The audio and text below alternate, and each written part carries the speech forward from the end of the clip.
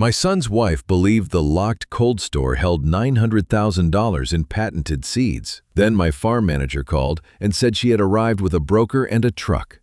I told him to stand back. She cut through the red quarantine seal without reading the case number printed across it. I appreciate you settling in for this one. One small thing before we start. Drop a comment and tell me, have you ever had someone in your family try to take what wasn't theirs? Yes or no? I read every single one. Your perspective might be exactly what someone else needs to hear today. A few details in this story are fictionalized for storytelling. The lesson at its core is what matters most. I never told my son what I really kept inside the cold storage at the far end of our seed farm. Some secrets earn their silence, and that one had earned 40 years of mine. But on a warm September evening in 2025, with the last of the daylight going amber behind the equipment barn, my phone buzzed against my palm and that secret started clawing its way toward the surface. I was standing in Boyd's foreman office, the security monitor glowing dark on the desk beside me.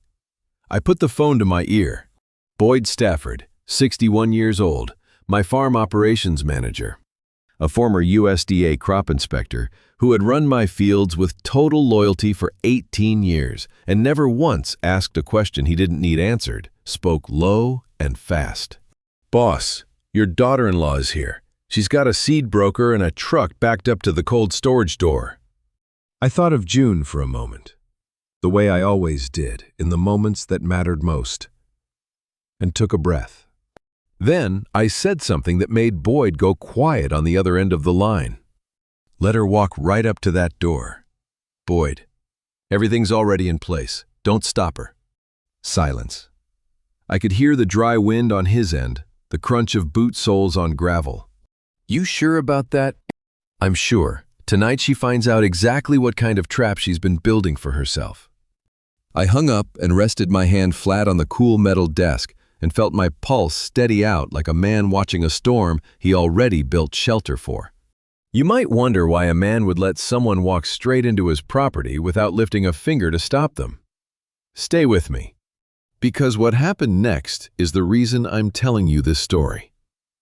And if you leave now, you'll miss the part where a 70-year-old seed farmer outsmarted the prettiest liar in the Texas Panhandle. My name doesn't matter to most people, but it might matter to you by the end of this. I'm Harlan Prescott, 70 years old.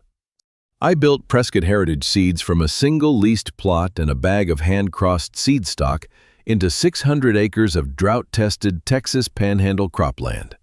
I've got gray whiskers I stopped trimming properly around the time my wife died, an oil-stained cap I bought at a feed store in Duma in 2004, and a hitch in my right hip from a grain auger that caught me in the winter of '93 and never fully let go.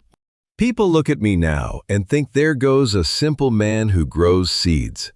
They don't know what a man learns about people after 41 years of watching who pays their bill on time and who disappears the moment the invoice comes due.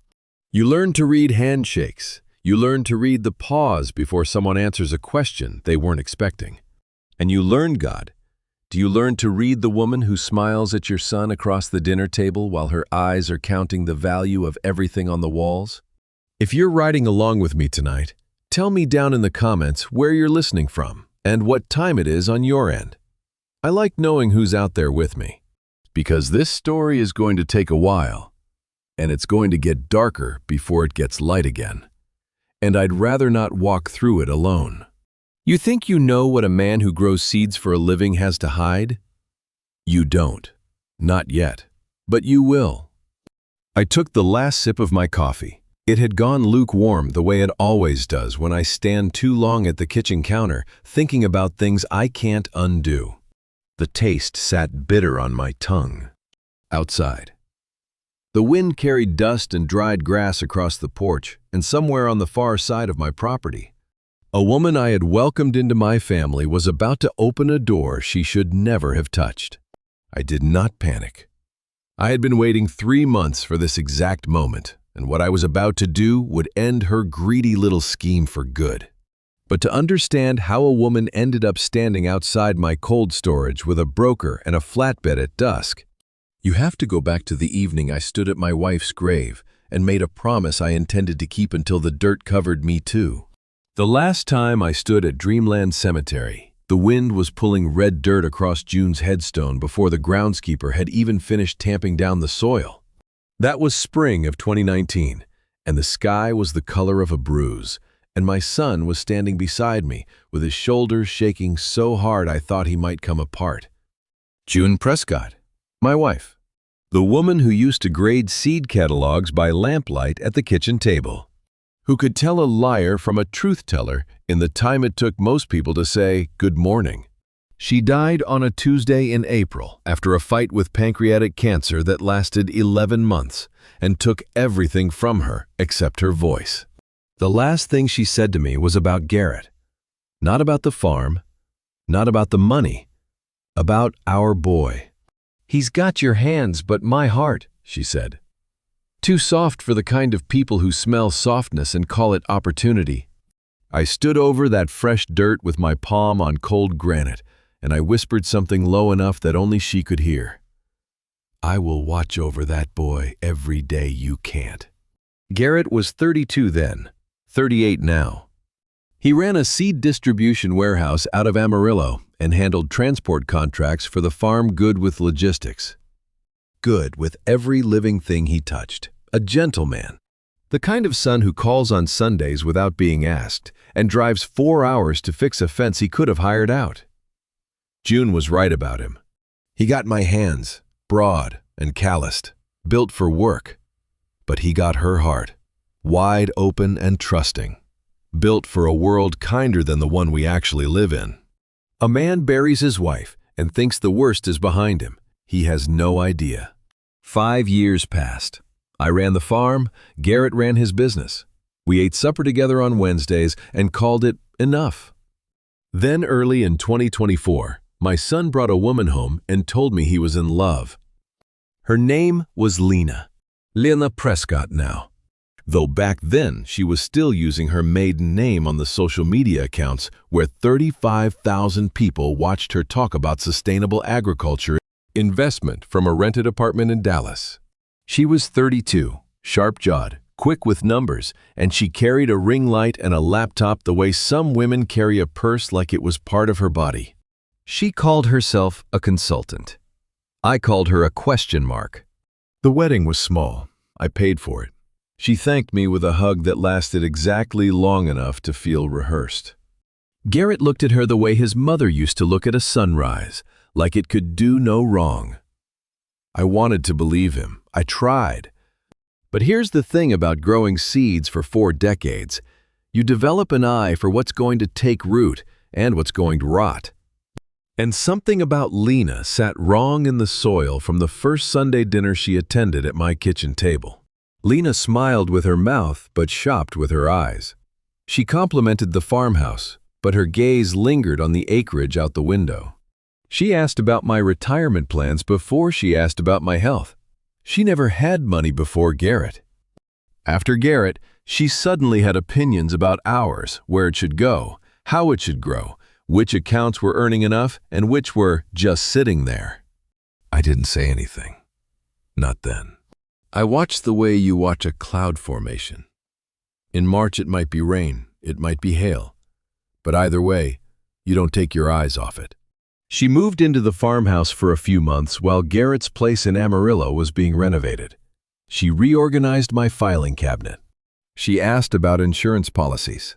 She offered to streamline the bookkeeping for Prescott Heritage Seeds, and when I declined, she laughed it off with a wave of her manicured hand and said she was just trying help. Maybe she was.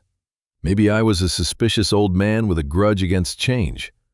That's what I told myself at night when the doubt crept in. But June's voice was louder than the doubt.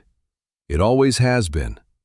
My son has never once in his life imagined that another person could want to hurt him. That is the thing about Garrett that makes me proud, and the thing that terrifies me most. Because the woman sleeping next to him every night was already counting his inheritance before the ring was warm on her finger. And on a warm evening in June of 2025, she finally asked the one question that turned every alarm bell in my body into a 5-alarm fire. The harvest dinner in June of 2025 was the last peaceful evening I would have in that kitchen for 3 months.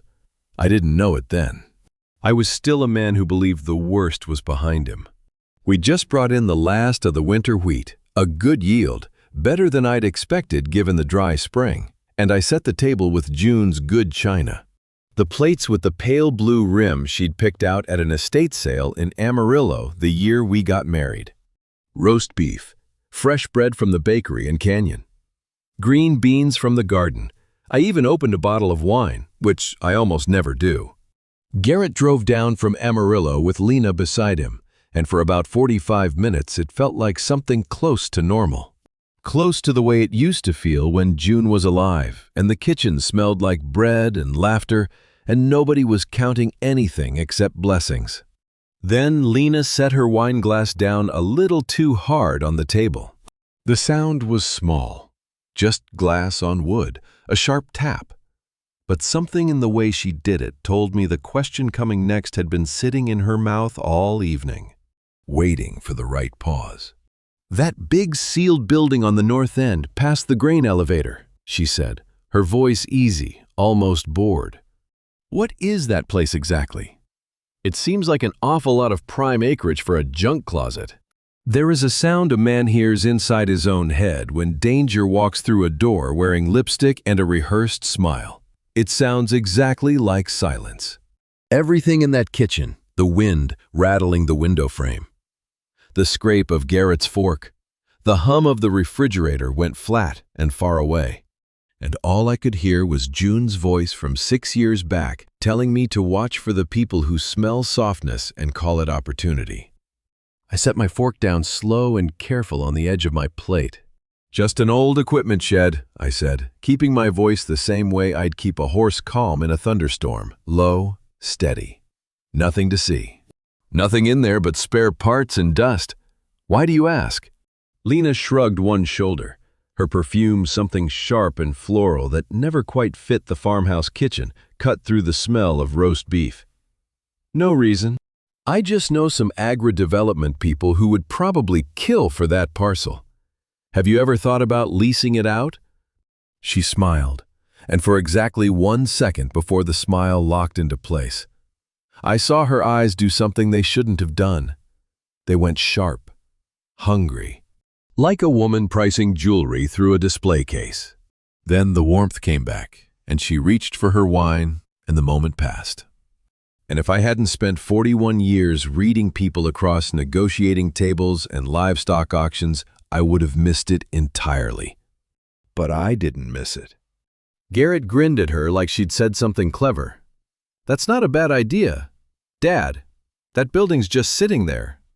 You ever watch somebody you love look at a rattlesnake and call it a garden hose?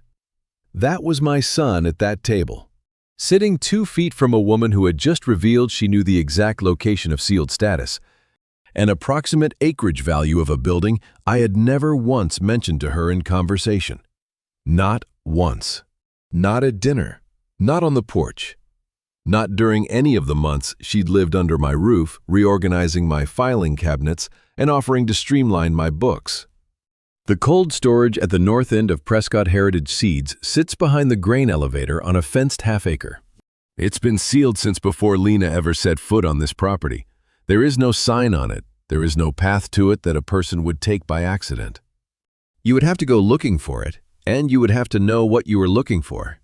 I chewed my green beans. They tasted like nothing. The roast beef tasted like nothing. Everything in my mouth turned to cardboard the moment that question landed on June's good china, and I sat there smiling at my daughter-in-law while my napkin balled tight in my fist under the table. "I'll think about it," I said. She nodded and changed the subject to Garrett's delivery schedule. When the evening moved on, Garrett helped with the dishes. Lena excused herself to make a phone call on the porch. I dried a plate that didn't need drying and listened to her laugh at something through the screen door. There was no reason on God's flat earth for that woman to know that building existed, and every alarm bell I owned was ringing at once. Not a single one of them was wrong. The knock came at 9 sharp the next morning, and Lena was holding a leather folder like she was about to pitch a television show. I'd been up since 5, sitting with black coffee and the quiet that comes before you decide how to handle a thing you can't undo. The alarm bells from dinner hadn't stopped. They'd just gotten quieter, the way a siren does when it moves from warning to certainty. By the time I heard tires on the gravel, I already knew what she was coming to sell me. I just didn't know how polished the package would be. Garrett was with her, holding the door open the way he always did. Good manners, no suspicion. They sat down at the kitchen table, and Lena snapped open the leather folder and spread its contents across the wood like a dealer laying out cards. Pie charts, tax projections, an aerial photograph of my property printed on glossy stock, and right there in the center of it, a bright red circle drawn around the cold storage parcel at the north end. She had developer contacts listed on a separate page, revenue estimates, a timeline. The whole thing was color-coded. "I've been thinking about our conversation last night," she said, pouring herself coffee from the pot I'd set out. Her perfume was too strong for a farmhouse morning. "And I did some research. You're bleeding money on that building. The property taxes alone on a structure doing nothing but collecting dust. At your age, you should be enjoying life, not carrying dead weight. I'd handle everything. You wouldn't lift a finger." She smiled. Garrett nodded along like she was reciting scripture. I picked up the aerial map and held it close, the way a man my age might if his reading glasses were in the other room. I let my calloused fingers flip through the slick pages deliberately slowly, one by one, like I was trying to understand a language I didn't speak. I furrowed my brow. I let my mouth hang open just enough to look overwhelmed. She had done her homework on the public tax records. What she didn't know is that public tax records don't tell you a single true thing about what's actually inside that building. "This is an awful lot to take in," I said, setting the folder down with both hands. "I never sign anything the same day I read it. Let me sit with this a week." Lena's jaw ticked. Just once. Just barely a muscle beneath her left ear that tightened and released in the time it took Garrett to reach for his coffee. The first crack in her camera-ready composure. She covered it fast. "Of course," she said, her voice warm as bathwater. "Just remember, opportunities like this don't wait forever." "Neither do I," I said, and smiled at her the way I smile at a feed salesman who's shorting me on weight. All teeth, no warmth. Garrett stood up and squeezed my shoulder. "Just think about it, Dad. She's trying to help." I patted his hand. "I know she is, son." Garrett trusted the wrong person so completely that correcting him would have broken something I couldn't fix. He stood in my kitchen, defending the woman who was methodically pricing his inheritance like a yard sale. I couldn't tell him, not yet. Not until I had proof that would survive the crying and the excuses and the version of events she'd spin the second she felt cornered. I walked them to the door.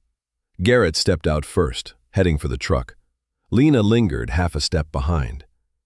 And that's when I saw it. Her eyes drifted to the farm office door. The one at the end of the hallway. The one with the simple lock. The one behind which I keep every land deed, every patent filing, every piece of paper that tells the real story of what this property is worth. She looked at that door 2 seconds too long, not a glance, a measurement. I stood in the doorway and watched them drive away. Dust rising behind the truck in the morning sun. Then I went back inside, sat down at the table where June and I used to plan every season of this farm, and I thought about her. About sleeping in the bed of a pickup our first 2 summers because we couldn't afford the house yet. About every callus on my hands that built the life my son now took for granted and his wife was trying to dismantle. 2 seconds. That's how long she looked at that office door. 2 seconds was all I needed to know that the cold storage wasn't the only thing she was hunting for. She wanted the paperwork. She wanted proof of what was inside. And I decided right then that I wasn't going to let anybody take it, especially not a woman who married my son for a life she thought she was owed. I spent that Sunday morning sitting with my coffee, staring at the office door she had measured with her eyes. And I made the hardest decision a father can make, to say nothing. Not yet. Not until I had something Garrett couldn't argue with, couldn't explain away, couldn't forgive over a tearful phone call at midnight. If I went to my son now and told him his wife was circling our property like a buyer at auction, he would look at me with those soft brown eyes of his mother's and say I was being unfair. He would call Lena, and Lena would cry. And by Tuesday, I'd be the bitter old man who couldn't let his boy grow up. I'd seen it happen to other families. The father who warns too early loses the war. So I chose the other road, the longer one. The one that required me to stand still while a rattlesnake circled my own child and wait for it to show its fangs to someone besides me. I picked up the phone and called Boyd. "I need you to pull the old lease papers on the cold storage," I told him. "Copies only cover pages, my name, tax numbers. Leave out anything about the federal contract. Make it look like a plain shed sitting empty." That contract wasn't something I was ready to explain to a soul yet, not even to my own son. Boyd was quiet for a beat. I could hear a distant combine running on somebody's field through his end of the line, and the dry whisper of wind through a screen door. "We setting a trap, boss. We're baiting one." He didn't ask anything else. That's Boyd. 18 years of trust buys you the kind of silence that doesn't need filling. By Wednesday, a clean folder sat in my desk drawer, sanitized lease documents, property tax summaries, my signature on the cover page. Everything a curious daughter-in-law might want to find if she ever got past that office lock. Everything except the truth. Watching a threat circle your own child and choosing to stand still is the hardest thing I've ever done. And I've buried my wife. And I've survived 3 droughts that should have ended this farm. And I've set a broken bone in my own hand with a splint made from a fence slat because the nearest hospital was 90 minutes away. None of that was harder than sitting at my kitchen table knowing something was wrong and choosing patience over panic. I let the week pass. Lena didn't call, didn't visit, didn't mention the cold storage or the presentation or the developers she supposedly knew. That kind of silence from a person like her isn't peace, it's planning. Then, on a Thursday afternoon, my phone rang. The voice on the other end belonged to Dale Furman, a farm equipment dealer out of Hereford I'd done business with for over 20 years. Good man, straight talker, the kind of person who shakes your hand and means it. He wasn't calling about me. "Just a heads up," Dale said, keeping his voice easy, the way men do when they're delivering news they wish they didn't have. "Garrett's company is a few weeks behind on that refrigerated trailer lease. Probably nothing, but I figured you'd want to know. A missed payment is like a single thread pulling loose from a shirt collar. Could be nothing.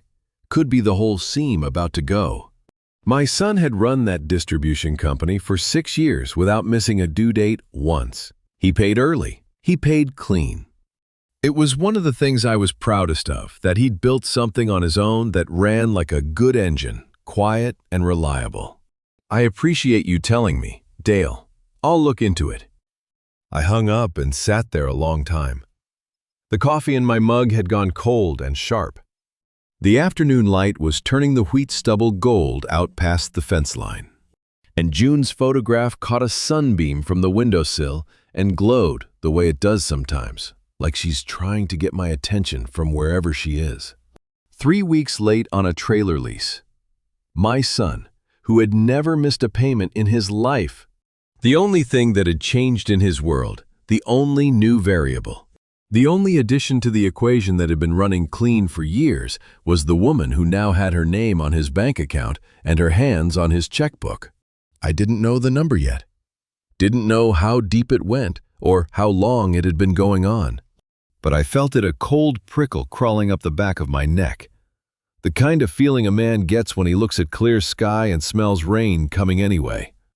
Something was bleeding out of my son's company, and I was almost certain I knew who was holding the knife. I was carrying Garrett's favorite coffee across the parking lot when I heard the hydraulic lift grinding his delivery truck up off the pavement. It was a Tuesday morning in late July. Hot enough that the asphalt in Amarillo was already soft under my boots by 9 o'clock. I'd driven down to the warehouse to check on a shipment manifest. And the first thing I saw when I pulled in was a flatbed tow rig backed up to the loading dock with its chains hooked under the front axle of my son's main delivery vehicle. A thick-necked man with a clipboard stood beside it, working the hydraulic controls without a flicker of concern on his face. Garrett was on the sidewalk, white as paper, phone in one hand, the other hanging at his side like he'd forgotten what hands were for. "Dad, they're saying we missed 3 payments on the truck," he said when I reached him. His voice had a crack in it I hadn't heard since he was 14 and broke his collarbone falling off a grain bin. "That's impossible. Lena handles the account. She set up the auto pay months ago." The coffee in my hand had gone from warm to pointless. I looked at the repo driver. "Recovery order came in yesterday," the man said, not even looking up from his clipboard. 90 days delinquent. Not my problem, pal." 90 days, not 3 weeks behind, 90 days delinquent. The thread I'd felt pulling loose a few weeks back hadn't been a loose thread at all. It was a tear, and it was wider than I'd imagined.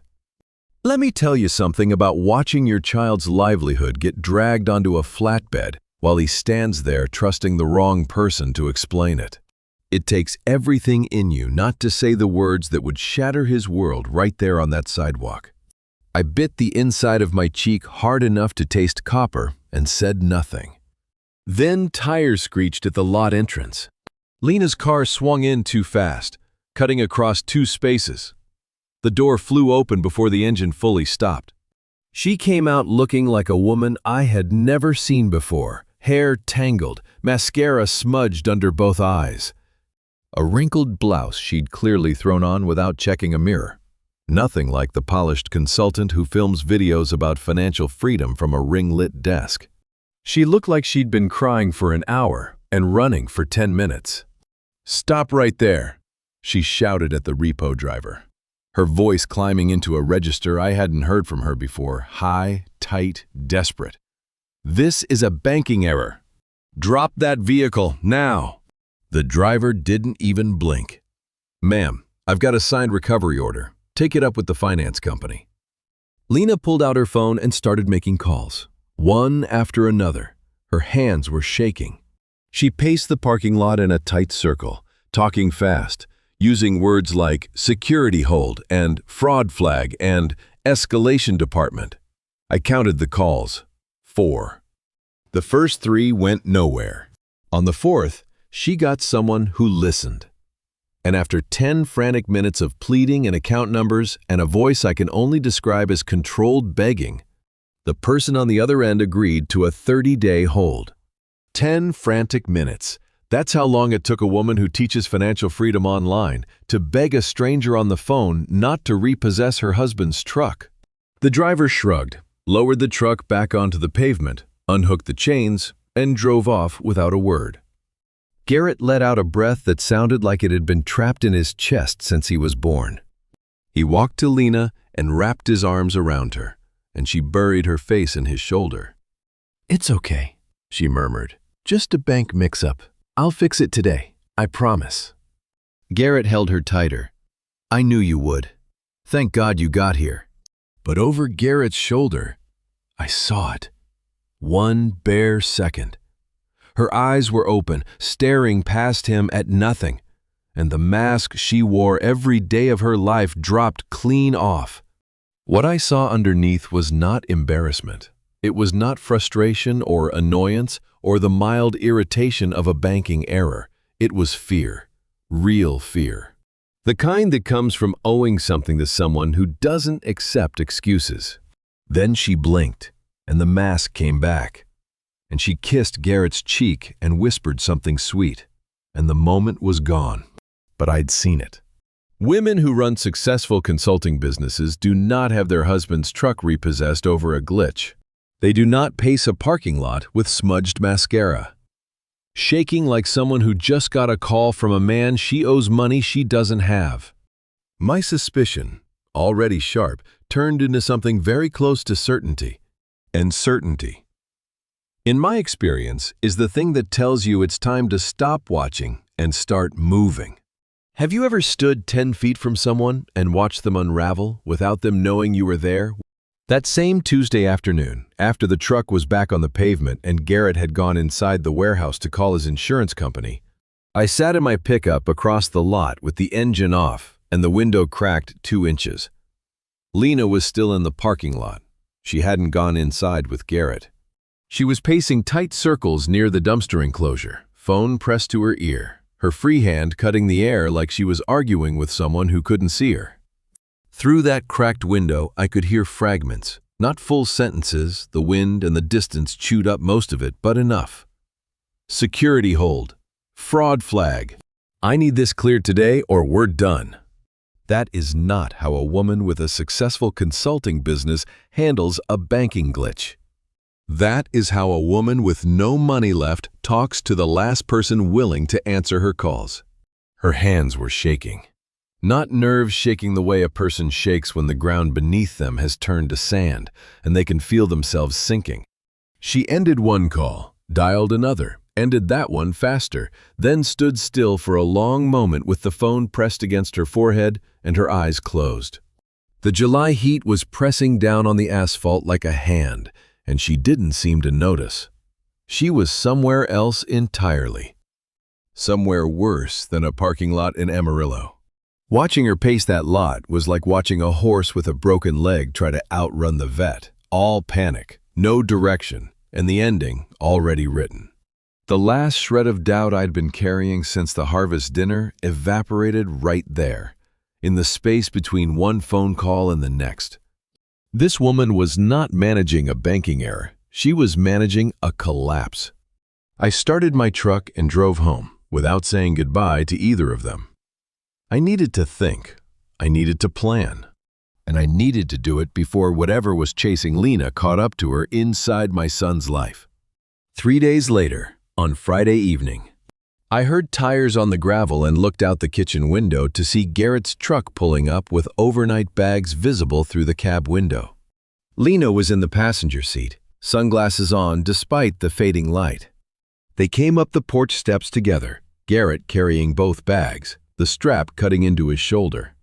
"Dad, the irrigation line blew out and soaked the whole back half of the house," he said, setting the bags down on the porch boards. "Can we stay a few nights while they fix it?" I looked at my son's face, tired, trusting, grateful in advance. And then I looked at Lena behind him. She had her arms crossed and her jaw set the way people do when they're pretending a decision was someone else's idea. A woman running from real trouble doesn't check into her father-in-law's guest room over a busted pipe. She checks into a motel and lets insurance sort it out.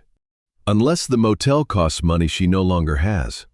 Unless the credit cards are maxed and the checking account is hollowed out, and the only safe place left is a farmhouse where the old man still pays for everything in cash and keeps the pantry full.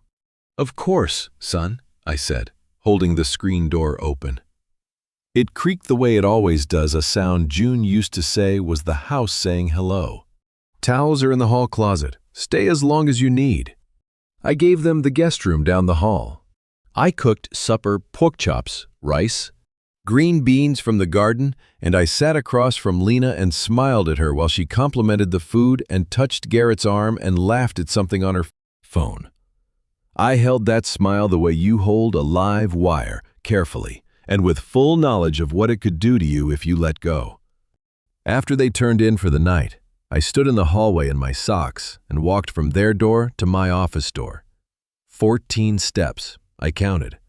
A woman that desperate doesn't move into her father-in-law's house because of a broken irrigation pipe. She moves in because she has run out of places to hide and needs to be close to the one thing she thinks can save her: the paperwork behind that office door. The deeds and filings that tell the real story of what this land is worth. I handed her the guest room towels and made sure the hallway light worked, because for the first time in this whole careful game, I needed her close too. I did not sleep that first night they were under my roof. I lay in the dark with my boots beside the bed and my door cracked 2 inches, listening to the house settle the way it does after midnight, the pipes ticking, the roof beams shifting, the wind pressing against the west-facing windows. I waiting.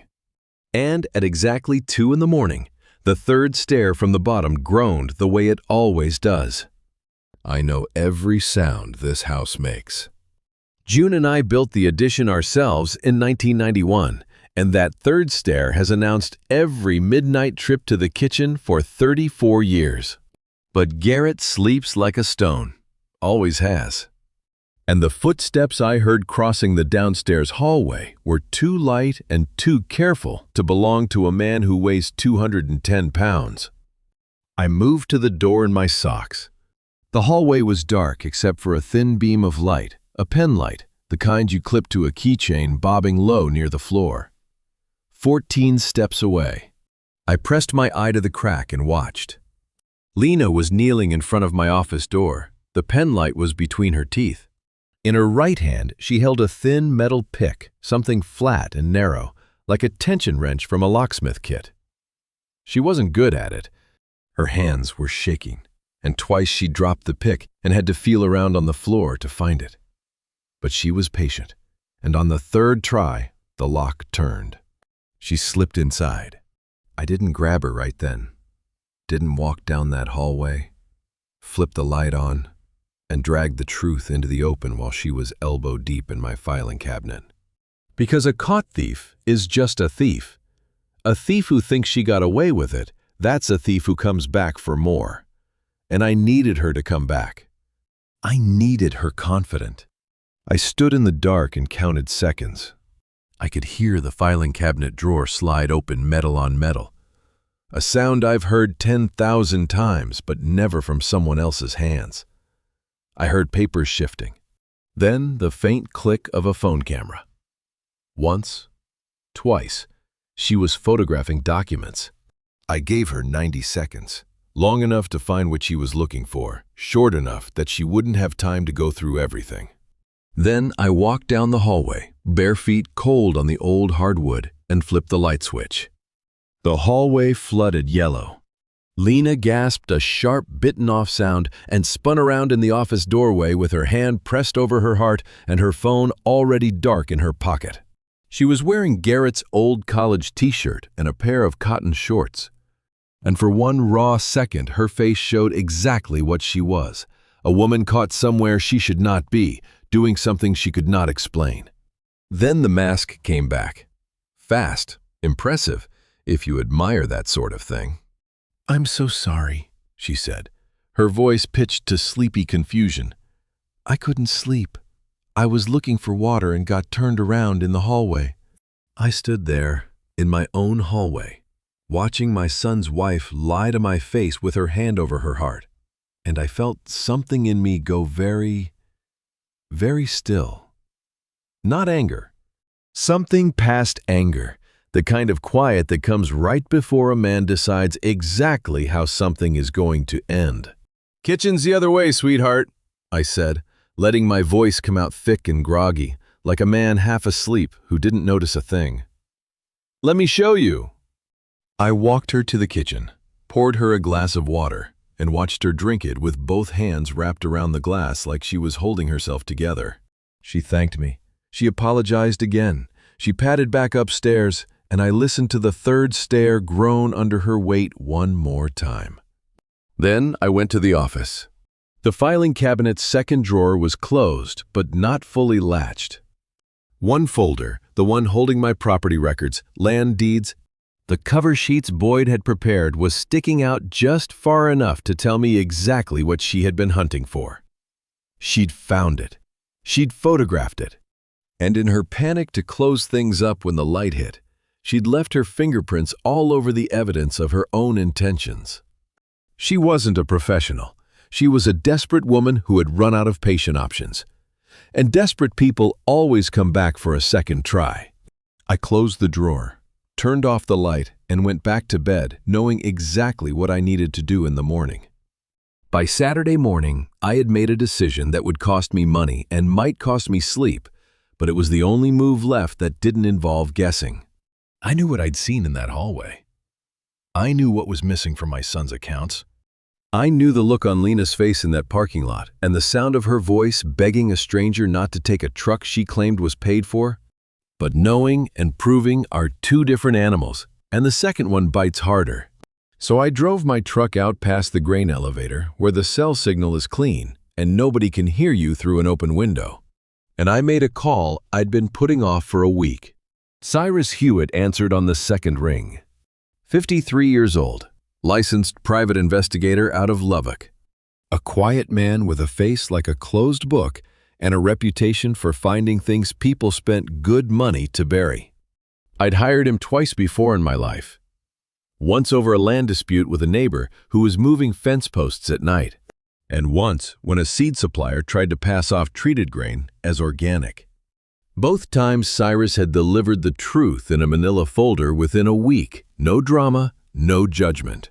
Cyrus, I need to know exactly who my daughter-in-law really is before I decide what to do about her, I said. How deep do you want me to go? All the way to the bottom, if there's a bottom. He asked me the basics: full name, date of birth, social media handles, anything I had. I gave him everything, including the name of her consulting business and the fact that she'd recently taken control of my son's company accounts. He said he'd need 72 hours minimum. Hiring a man to dig into your own family feels like taking a shovel to your own front yard. You know something's buried there, and you know you won't like what you find. But you dig anyway, because the alternative is watching the foundation crack while you pretend the house is fine. I drove home, parked the truck, and walked inside to find Lena making coffee in my kitchen like she owned it. 3 days. That's how long Cyrus said he needed. 3 days of sitting across the dinner table from a woman I was investigating, eating food I'd cooked, listening to conversation I couldn't trust. I made pot roast the first night because it was easy and it kept my hands busy. Lena complimented it before she'd taken 2 bites. The second night, I made pot roast again because I couldn't think of anything else. She complimented that too. By the third night, she was telling me it was the best thing she'd ever eaten.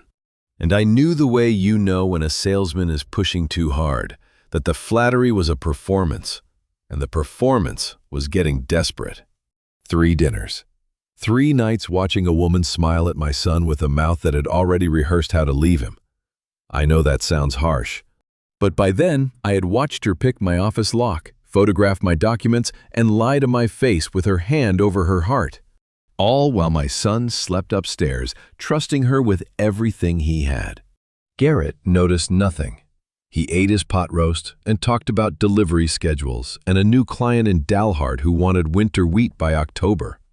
He laughed at something on his phone and showed it to Lena, and she leaned into him and laughed too. And for a moment, they looked like any young couple at any kitchen table in any farmhouse in America. It nearly broke me. But under the table, her knee bounced. Every night, a fast, tight rhythm she couldn't quite control, like a metronome set to a tempo only she could hear. She'd catch herself sometimes, press her palm flat against her thigh, and it would stop for a minute. Then it would start again. Whatever she was carrying, it was heavier than her ability to hold still. I stared at June's photograph on the counter each night after they went upstairs. The lamplight caught the brass frame and made it glow, the way it always does. And some nights I swear that photograph was trying to tell me something I already knew but wasn't ready to hear. On the 4th morning before the sun cleared the tree line, my phone buzzed on the nightstand. I picked it up in the dark and heard Cyrus Hewitt's voice, flat and careful the way it gets when he's about to hand you something heavy. "You were right," he said. 4 words. That's all he needed, and everything after that changed. Cyrus Hewitt slid into the booth across from me at the diner off US 60 with a folder thick enough to ruin a family and eyes tired enough to prove he'd read every page. It was early on a Tuesday morning, the kind of hour when the only people in a roadside diner are truckers and men with bad news. I'd driven 40 minutes to make sure nobody from town would see us. The waitress poured 2 coffees without being asked and disappeared. Cyrus set the folder on the Formica tabletop, put his reading glasses on, and opened it like a man opening a medical chart he already knew the diagnosis of. "Her consulting business is mostly smoke," he said, his voice flat and measured the way it always is when he's handing you something heavy. 2 paying clients in the last 12 months. One was a website redesigned for a feed co-op in Midland, $2,800. The other was a social media audit for a ranch supply store outside Abilene, $1,900. That's the client work. He slid a printout across the table. A screenshot from Lena's website, the professional headshot, the testimonials, the banner that read Sustainable Agriculture Investment Consultant. Beneath it, he'd printed her actual bank statements. The contrast was surgical. "The social media following is real," Cyrus continued. 35,000 people watch her content, but the business behind it is staged. She rents co-working spaces by the hour for photo shoots. The equipment in her videos, the ring light setup, the dual monitors, she borrows them or rents them for the day. She runs an online course called Agricultural Financial Freedom, sells it for $97 a pop. How many has she sold? 41 copies, total, in 8 months. I pressed my fingers flat on the table to keep them still. 41 copies at $97. Less than $4,000 from a course about building wealth. Sold by a woman who had married my son 16 months ago and was now living in my guest room because she couldn't afford to fix a busted pipe at her rental. Imagine finding out the person your child married, the one who teaches strangers how to build financial freedom, hasn't earned enough in a year to cover 2 months of groceries.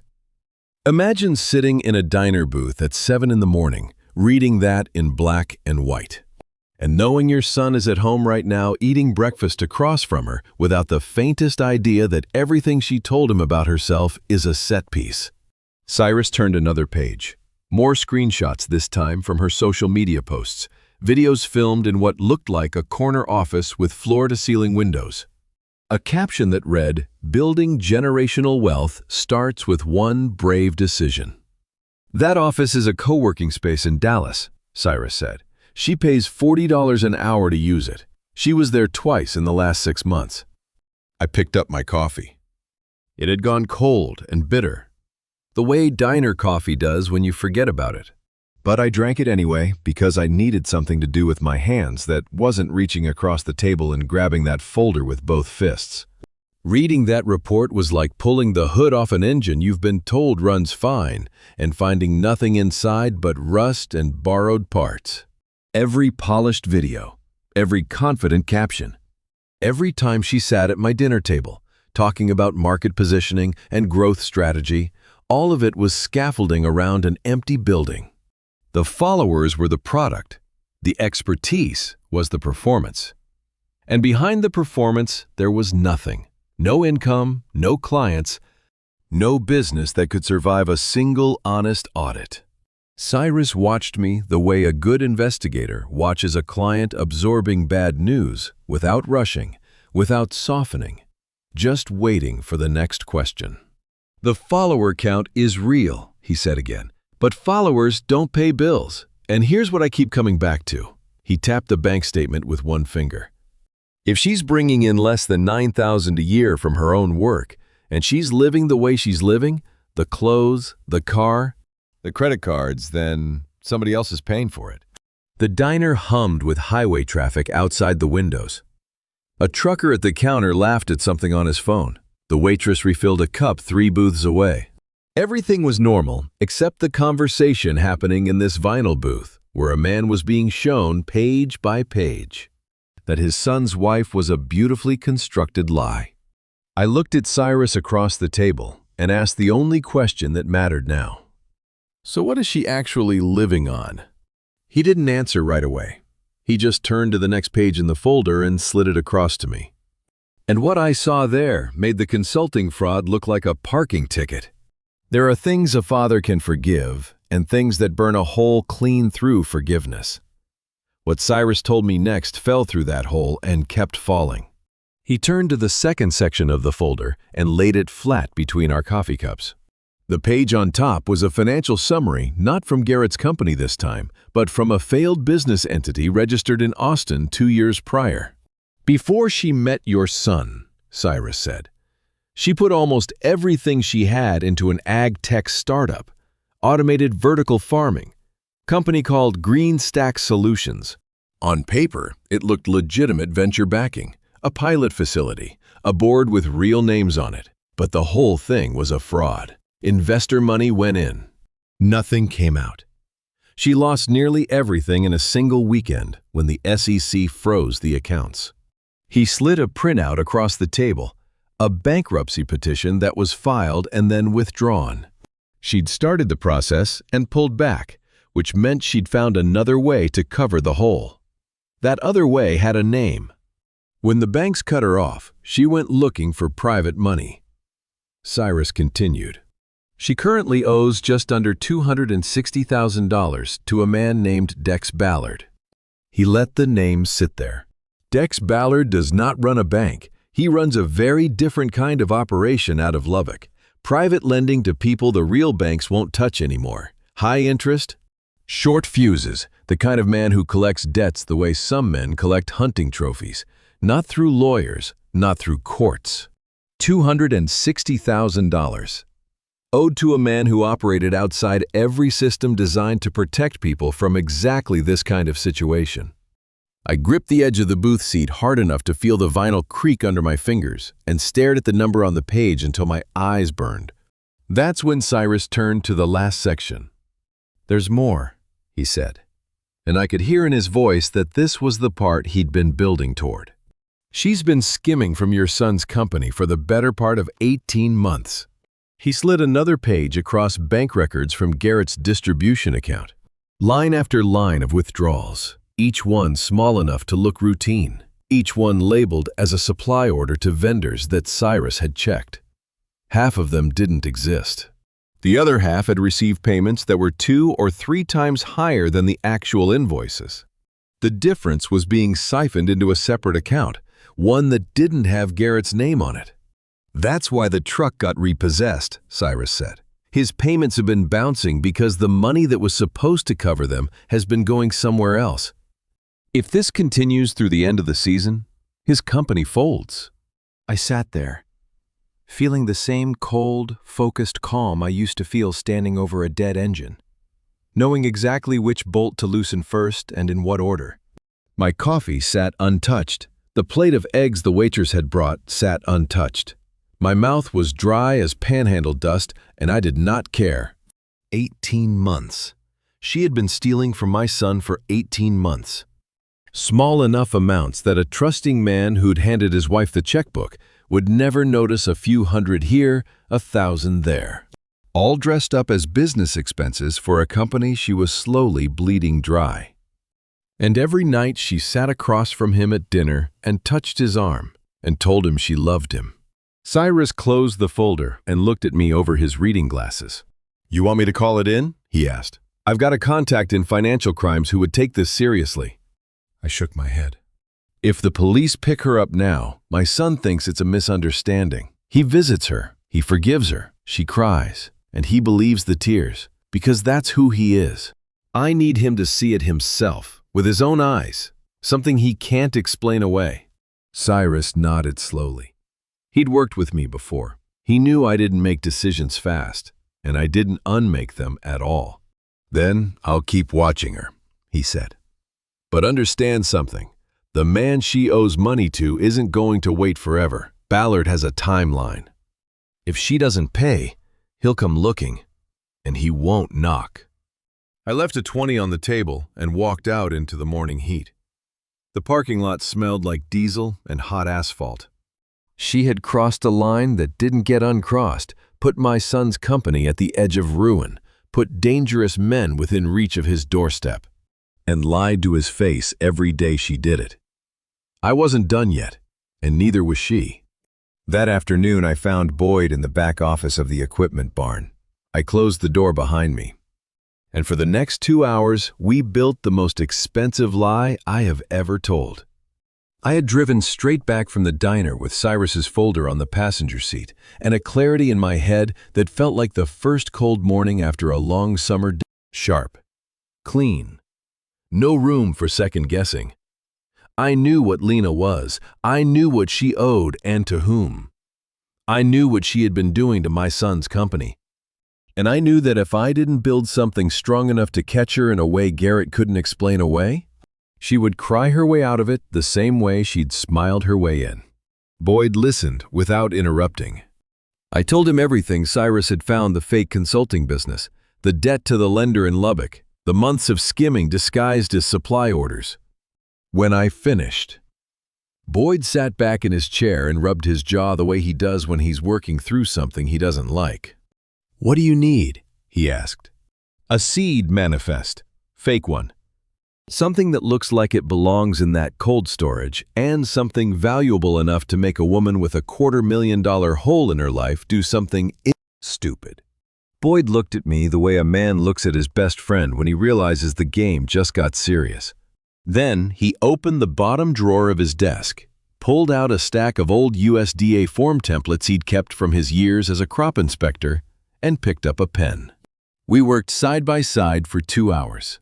Boyd knew the forms, the field codes, the classification numbers, the way legitimate USDA documents look when they come out of a regional office. I knew the seed varieties. We listed patented stock drought-resistant winter wheat, proprietary sorghum hybrids I'd actually developed over the years, experimental Milo crosses that existed only in my greenhouse notes. We described them as recovered specimens from decommissioned USDA field trials, unregistered, stored in the North End cold storage pending formal patent review. Total estimated value $1.2 million. Building a fake document to trap your own daughter-in-law might make a man no better than she is. Maybe that's fair, but I wasn't trying to be better. I was trying to save my son from a woman who had been stealing from him for 18 months while kissing him goodnight. And if that meant getting my hands dirty in my own office on a Tuesday afternoon, then that's what it meant. Boyd found a red ink stamp in his desk, confidential, all caps, the kind government offices use on sensitive agricultural reports. He pressed it onto every page with a slow, deliberate thud that echoed through the small room like a heartbeat. Each page came off the pad with the ink still wet, the letters dark and sharp against the white stock. I organized the pages into a manila folder, wrote nothing on the tab. A blank folder draws curiosity faster than a labeled one. Inside, I paperclipped the manifest to a cover sheet that read, "North End Cold Storage Inventory Summary Not for Distribution," and let the red stamp do the rest of the talking. Planting that manifest felt like setting a steel-jaw trap in my own house. Ugly work. Necessary work. The kind of work you wash your hands twice after finishing. But I thought about Garrett standing on that sidewalk in Amarillo, watching his truck get hauled onto a flatbed. And I thought about the look on Lena's face when her mask dropped for that one bare second. And I stopped feeling guilty about the ugliness and started feeling grateful for the clarity. Boyd brewed a pot of coffee while we worked. I drank 2 cups without tasting either one. The adrenaline at the back of my throat tasted like metal, the way it does when your body knows you've committed to something that can't be taken back. When the folder was finished, I carried it down the hallway to my office. The house was empty. Garrett and Lena had driven to Amarillo for the day. Something about a client meeting. I opened the filing cabinet, second drawer, the same drawer she had already broken into once before, and I slid the manifest in.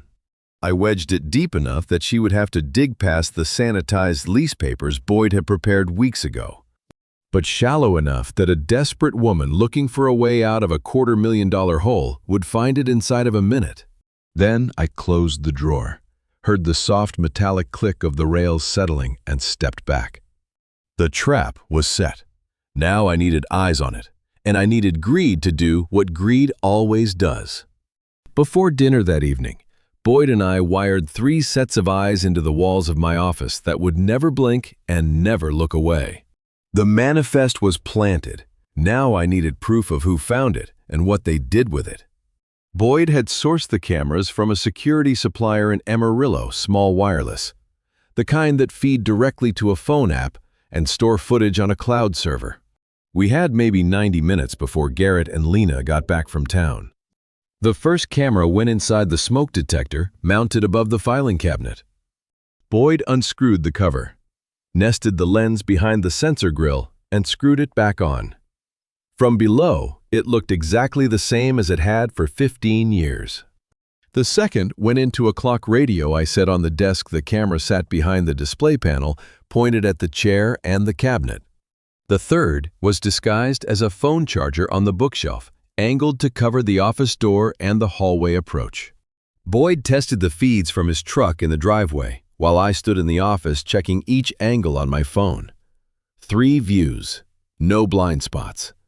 He gave me a thumbs up through the windshield and drove away without a word. 3 cameras, a smoke detector, a clock radio, and a phone charger. She walked past all 3 of them every single day for the next week and never once looked twice. People don't look at ordinary things. That's what makes ordinary things so dangerous. That night at dinner, Lena was practically glowing, not happy electric, the kind of energy a person gives off when they're sitting on information they think nobody else has. She laughed too loudly at a joke Garrett made about a client in Dalhart. She complimented the chicken twice. Her knee bounced under the table like it was powered by a motor she couldn't reach. I ate slowly, chewed carefully, and said very little. She knew something was in that office. She just didn't know I knew she knew. I went to bed at 10 and left my bedroom door cracked 2 inches, the way I'd been doing every night since they moved in. I set my phone on the pillow beside me with the camera app open. The screen dimmed to its lowest setting so the light wouldn't bleed into the hallway. Then I lay still and waited. It didn't take long. At 11:47, I watched the timestamp tick over on the feed. The office door opened. The smoke detector camera caught her first, a dark shape slipping through the doorway, pen light already on, moving fast. She didn't hesitate this time. No fumbling with the lock. She'd copied my key, I realized, because the door opened smooth and silent. She went straight to the filing cabinet, second drawer, and pulled it open with both hands. I watched my son's wife photograph a lie I built with my own hands, and I felt something shift inside me. Not guilt, not triumph.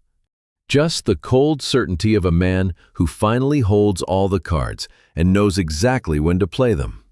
She found the manifest in under a minute, went straight past the lease papers Boyd had planted weeks ago, and pulled the unmarked manila folder from the back of the drawer. She opened it on the desk, and the clock radio camera caught her face in the penlight's glow. Her mouth opened. Slowly, the way a mouth opens when a person sees a number that could change their life. She read every page, her lips moving slightly, her finger tracing the columns of seed varieties and estimated values. When she reached the total at the bottom, the number we had stamped in red beneath the word confidential, her hands started shaking again. But this time, it wasn't fear, it was hunger. She photographed each page. 5 shots, maybe 6. The phone camera flash lit the red stamps like small explosions in the darkroom. Then she closed the folder, slid it back into the drawer, and pushed the cabinet shut. She stood still for a moment, phone pressed against her chest, breathing fast enough that the microphone on the smoke detector picked it up. Then she crept back upstairs. I heard the 3rd stair groan one more time. The guest room door clicked shut. And then, silence.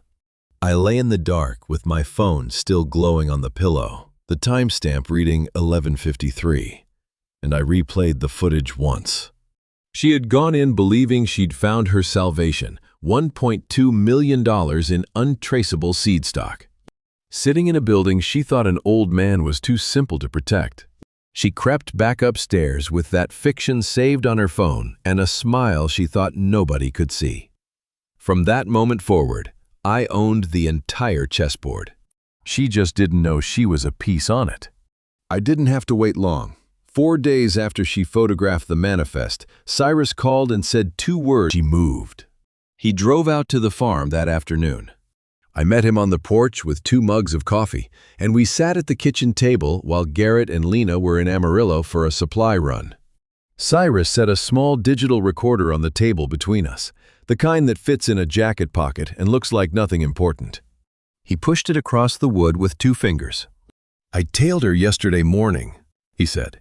"She left the farm around 9, told Garrett she was going to a client meeting. She drove 20 miles east on US 60 to a diner I've never seen her visit before. Far enough from Canyon that she wouldn't run into anybody who knows your name. 20 miles. That's how far my daughter-in-law drove to find a man willing to rob her own family for a cut of the money. 20 miles of Texas highway with the radio off and a plan in her head that she'd been building since the night she photographed those pages in my office. She sat in a back booth." Cyrus continued. "Met a man I ran through 3 databases before I got a name.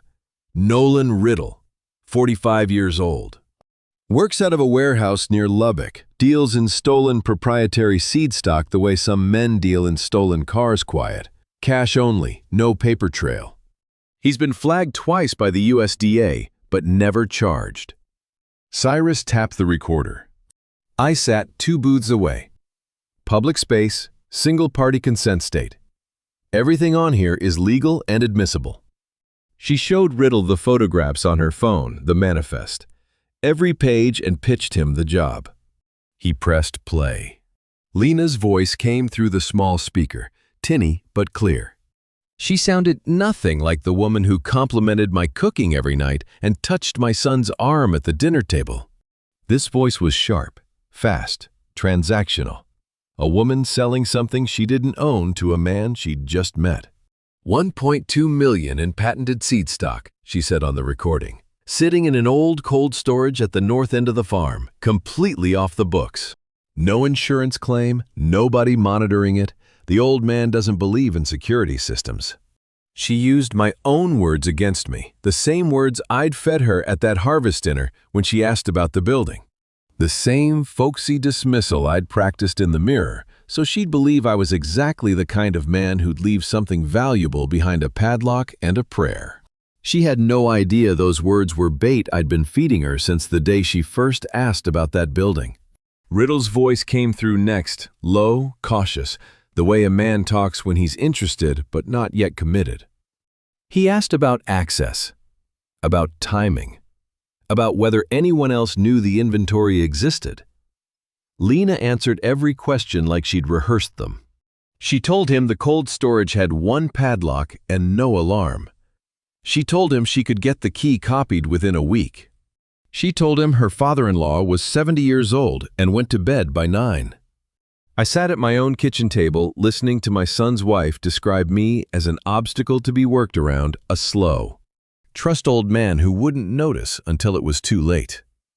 The coffee beside my elbow went cold. I didn't touch it. My hand gripped the armrest of the chair hard enough to feel the wood creak, and I let the recording play. Riddle told her he'd need a truck and a 2-hour window. Lena said she'd provide both. They agreed to meet again once she had the key copied and a date set. The conversation lasted 11 minutes. When it ended, Cyrus reached over and stopped the recorder. The kitchen was quiet. The clock on the wall ticked. Outside. The wind pushed dust across the porch boards the way it always does in August. And somewhere past the grain elevator, a mockingbird was calling out the same 3 notes over and over, like it was trying to warn somebody. Cyrus looked at me with an expression I will carry for a long time. Not pity, not judgment. Just the quiet exhaustion of a man who has spent his career watching people destroy their own families and has never once gotten used to it. "There's more on that tape," he said, "and you're going to want to be sitting down when you hear it." I was already sitting, but I understood what he meant. Whatever came next was going to be worse than everything that came before. I sat in my truck under the pecan tree near the equipment barn with the windows up and the engine off. August heat pressing against the glass like a hand. And I pressed play on the recording Cyrus had given me. The first voice I heard was Lena's. She was laughing. Not the polished laugh she used at the dinner table. This one was higher, looser. The laugh of a woman who thought she was among friends and didn't need to perform. The background noise placed her somewhere with glasses clinking and a ceiling fan humming. A bar, maybe, or a restaurant patio. And the voice that answered her laugh belonged to a man I hadn't heard before, low, unhurried. The voice of someone accustomed to conversations that don't get repeated. That was Dex Ballard. I didn't know his face yet. But I would learn it soon enough. The man who had lent my daughter-in-law $250,000 and was now listening to her explain how she intended to pay it back. She walked him through the plan the way a salesperson walks a client through a brochure. The inflated purchase orders. The shell account he'd helped her set up in Lubbock. 18 months of routing payments through vendors that didn't exist or billing twice what the real ones charged. The total, she told him, was just over $900,000. She called it my retirement gift to her. I remembered the day Lena first visited the farm. She'd stood at the edge of the seed vault and looked out across the rows with an expression I'd mistaken for wonder. She'd asked how much it was all worth. I thought she was impressed. Now I know she was appraising. Dex asked about Garrett. Lena's tone shifted, not cruel exactly, but dismissive in the way a person is dismissive of furniture. She said Garrett still believed the farm had lost money last quarter because of the drought. She said he'd never once looked at the books himself because he trusted her completely. My hands gripped the steering wheel hard enough to make the leather creak. I had to pause the recording. I sat in the silence for a full minute. Sweat on my palms. Heat shimmer rippling over the equipment barn's tin roof through the windshield. Then I pressed play again. Dex asked the question that changed everything. What happens after the money clears? Lena's answer came without hesitation. She said she'd already looked at apartments in Scottsdale. She would file for divorce the week after the final transfer went through. Take her half of the marital assets on top of the stolen money. And be in Arizona before Garrett understood what had happened. She called my son sweet but useless. Like his father without the spine. I replayed that line twice. Not because I needed to hear it again. Because I needed to make sure the fury I felt wasn't going to make me do something reckless before I was ready. Then she said the sentence that sealed it. By the time that old man figures it out, I'll be gone, and Garrett will be too embarrassed to chase me. I was angry enough to burn something down, but calm enough to know exactly which match to light. That's where I was, sitting in a truck that smelled like old coffee and diesel, deciding the rest of my family's future while a hawk circled above the south field and the sorghum rows turned copper gold in the late afternoon light. I turned off the recording. The silence that followed was so complete, I could hear my own breathing and the tick of metal contracting in the heat. I looked out at those sorghum rows, the same hybrids my grandfather first planted. The same soil my wife and I had mortgaged everything to keep. And I made a decision, without drama or fanfare. I was going to dismantle everything Lena had built, every plan, every lie, every exit route she thought she'd mapped, and she was never going to see it coming. I stepped out of the truck into the August heat, walked to the equipment barn, and called Cyrus. "How long do we have?" I asked. He was quiet for a moment. I could hear him checking something, a document, a date, a transfer schedule he'd pulled from the records. 5 days, he said. The final transfer is scheduled for next Friday. After that, the money moves to an account she controls, and it's gone. 5 days. That's what I had. 5 days to build a trap strong enough to catch a woman who had been stealing from my family for a year and a half without leaving a fingerprint. I started that night. 5 days is not a lot of time to save your son from the woman he loves. That evening, I sat on the farmhouse porch with a notebook on my knee and a mug of coffee I kept forgetting to drink. The cicadas were building their wall of noise the way they do every August, layer on layer, until the sound becomes something you feel more than hear. The dusk light bled orange across the seed fields, and I wrote out every move Lena had to make before the money was gone for good. I had the recording. I had Cyrus's timeline. I had the bank records showing how the shell account worked and when the transfers were scheduled. And by the second page of notes, the math got worse. The final wire needed an authorization code tied to an equipment loan document, one that required Garrett's signature. Lena couldn't move the money without it, which meant she had to get my son to sign something in the next 72 hours without him reading the fine print. 3 days for the signature, 2 days for the wire to clear, 5 days total, and she was already on day 1. I set the pencil down and stared at the sorghum rows turning dark against the sky. Every plan she'd built had a seam, a place where the thread was thinnest. The signature was her seam. If Garrett didn't sign, the wire couldn't go through. If the wire didn't go through, Dex Ballard didn't get paid. And if Ballard didn't get paid, Lena's whole house of cards came down on her head whether I intervened or not. But I didn't want it to come down that way. I wanted it to come down in a way my son could see clearly enough to never forgive. A countdown like this is like calving season. You can prepare all you want. Check the heifers, set up the stalls, keep the vet on speed dial, but the animal decides when it's time. All you can do is be in the barn when it happens. I walked into the fields as the light faded. The sorghum husks smelled dry and sweet in the warm air, and I could feel the dust under my boots and the rough stalks brushing my forearms as I moved between the rows. I argued with myself the way a man does when every option hurts, and the only question is which hurt you can live with. I could tell Garrett now. Tonight. Sit him down at the kitchen table and lay out the recordings, the bank records, the PI report, show him everything. But I knew my son. If I told him tonight, the first thing he would do is call Lena, and Lena would cry.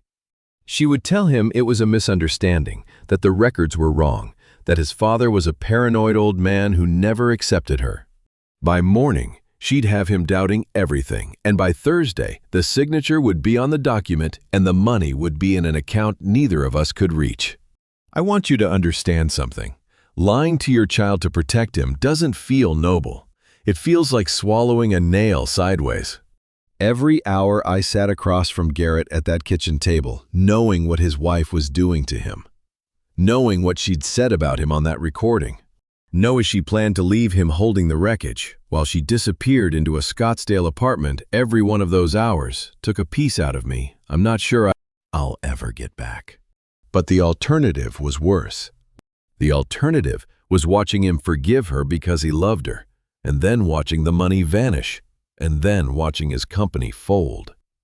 And then watching him figure out too late that the woman who kissed him goodnight every evening had been planning her exit since the day she said, "I do." So I made the decision. I would not tell Garrett yet. I would let the trap close on its own terms.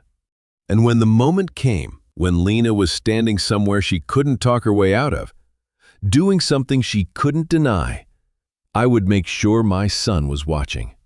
The hardest thing I've ever done isn't catching Lena. It's looking my boy in the eye at supper and saying nothing. I walked back to the farmhouse as the last light disappeared behind the fields. Garrett's truck was in the drive. The kitchen light was on. Through the curtain, I could see Lena's silhouette moving past the window, setting the table, performing the role of devoted wife for an audience of one. I squared my shoulders, opened the door, and sat down across from them both with a smile that cost me everything I had. 3 days. Before I tell you what happened during those 3 days, I need to ask you something. If you were me, if you had the recordings, the bank records, the PI report, the camera footage of your daughter-in-law photographing stolen documents at midnight, would you tell your son? Or would you wait and let him see it for himself? I sat across from them at breakfast that next morning, day 2 of the countdown, and I watched Lena pour Garrett's coffee before he asked for it. She touched his shoulder as she passed behind his chair light. Easy. The kind of touch that says, "I love you," without words. Then she sat down and told him she needed to run a supply order into town that afternoon. Something about replacement parts for a conveyor belt at the warehouse. It was a lie. I knew it was a lie because I'd seen the real supply orders and none of them matched what she was describing. But Garrett nodded and smiled at her the way he always did, like she'd hung the moon and it would never come down. I know what you're thinking. Just show him the recording. Play the tape where she calls him sweet but useless. Hand him the bank statements. But you don't know my son. He'd find a way to forgive her before the file finished playing. He'd call it a misunderstanding. Or he'd blame himself for not paying closer attention. Or he'd say she was under pressure and people say things they don't mean. That's who Garrett is. That's the heart his mother gave him, wide open and built for a world kinder than this one. If you've made it this far with me, you already know this isn't a story about money. It's about what you'll do to protect someone who doesn't know they need protecting. Drop a comment and tell me, would you show your son the evidence, or would you let him see the betrayal with his own eyes? I'll tell you what I chose. Please note, what follows includes some dramatized details for storytelling. The lesson behind it is what I hope stays with you. I watched Lena lie to him over scrambled eggs, and he smiled at her like nothing in the world could touch them. The scrape of forks on plates. The smell of coffee and butter. Morning light through the kitchen curtains falling across June's photograph on the counter. A perfectly ordinary breakfast in a house where nothing was ordinary anymore. She left for town at 11. I watched her car disappear down the gravel drive, and then I stood at the kitchen sink washing dishes I didn't need to wash, thinking about what Cyrus had told me and what the recording had shown me and what I was about to do to my own child's marriage. Lena's hold on Garrett was like bindweed in a crop row. You can't just cut what's visible. The roots run underground, tangled through everything. And if you pull too soon, you tear out the crop along with the weed. You have to let it grow until you can trace every runner back to the source. Then you pull the whole thing out at once, roots and all. And you don't stop until the soil is clean. That's what I was going to do. But not with recordings played in a quiet room where she could explain them away. Not with documents she could call forgeries. I was going to put my son in the same room where the truth was happening live, in real time, something he couldn't deny or reinterpret or forgive in the morning. I picked up my phone. It was warm in my palm from sitting in the morning light. I dialed Cyrus. He answered on the first ring, the way he does when he knows a call is coming. "Change of plan," I said. "I don't want Garrett to hear about it. I want him standing in the room when it happens." The silence on the other end lasted long enough for me to count 3 heartbeats. Cyrus was not a man who questioned decisions lightly, but I could hear him turning this one over. Weigh the cost of what I was asking against the cost of not asking it. "That's a hard road," he said finally. "I know it is. For both of you." "I know that too." Another pause, then, "All right, I'll make it work. But when this is over, that boy is going to need his father more than he's ever needed anything in his life." I hung up and set the phone on the counter next to June's photograph. The coffee in my mug had gone bitter from sitting too long. I drank it anyway. Some things you swallow, because the alternative is standing still. And standing still was no longer something I could afford. I told Garrett to get in the truck and bring nothing, no phone, no questions. He looked at me the way he used to look at me when he was 12, and I'd wake him before dawn to check on a sick calf, confused, trusting, a little afraid. I held out my hand. He hesitated, then put his phone in my palm. I slid it into the glove box and closed it. We drove in silence past the seed fields toward the remote northwest corner of the farm, where the old windmill stands against the sky like a skeleton nobody's bothered to bury. The sunset was bleeding out behind it, orange, going to red, going to purple, and the dust from my tires hung in the still air behind us like a curtain closing. Garrett asked twice what this was about. The first time I said nothing. The second time I said, "When we get there." I parked beside the windmill, killed the engine, and opened the laptop I'd brought from the house. The screen glowed blue-white in the dim cab. I set it on the dashboard where we could both see it. "Don't talk until it's finished," I said. "I mean it, son." Then I pressed play. I have told hard truths in my life. I have told creditors their money was gone. I have told drought-ruined buyers their seed order couldn't be filled. I sat beside my own father's hospital bed and told him the farm was going to survive even though I didn't know if it would. But none of those truths required me to watch my son's hands start shaking on his knees while a laptop speaker played the sound of his wife planning to destroy him. I showed him everything.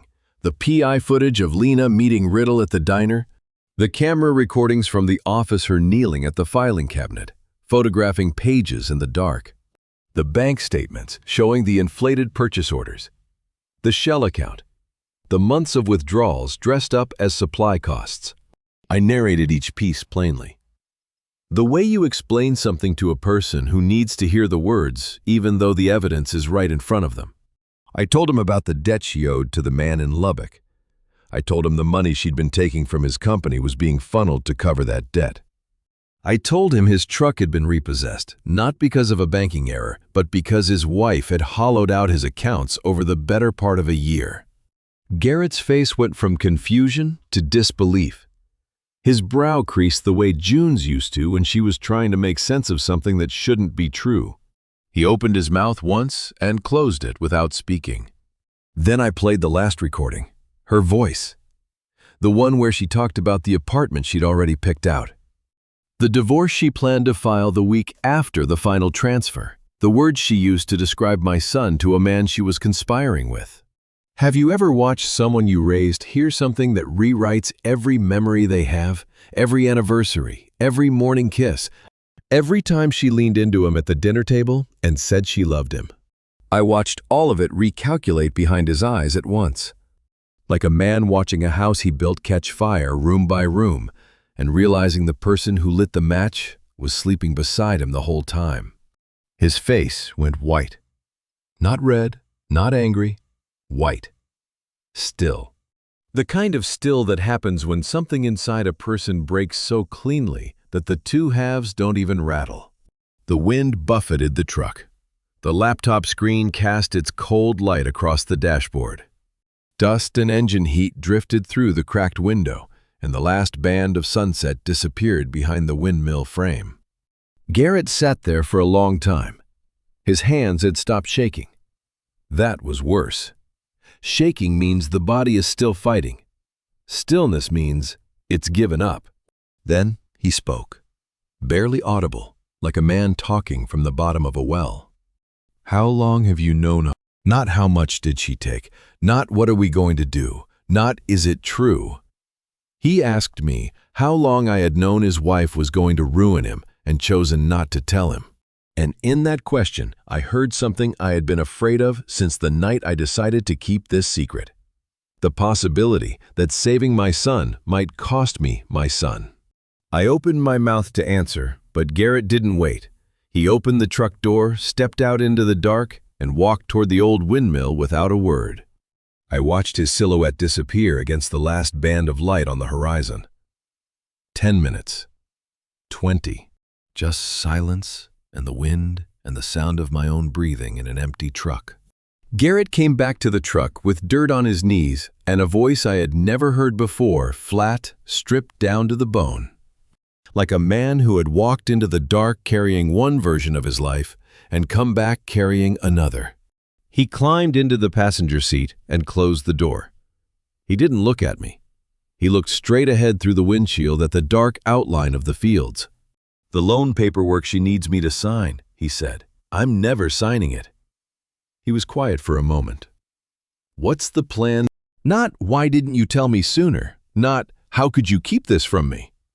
He had walked out there with those questions and come back without them. What he brought back instead was a willingness to do whatever came next, no matter what it cost. I told him the last piece, the one I'd been holding back. 6 months ago, the USDA and a federal agricultural fraud task force had leased the cold storage as a secure evidence staging site for an ongoing case. Motion sensors, heat detectors, Silent alarms wired directly to a federal dispatch office. An armed detail rotated through on a schedule I wasn't allowed to know. The building that Lena thought was an unmonitored shed full of valuable seed stock was in fact one of the most watched structures in the Texas Panhandle. "You're telling me there are feds on our property?" Garrett said. "And you didn't say anything?" "I didn't say anything because it gave us the only trap she can't charm her way out of. If she breaks that seal, it's not a family dispute, it's a federal crime.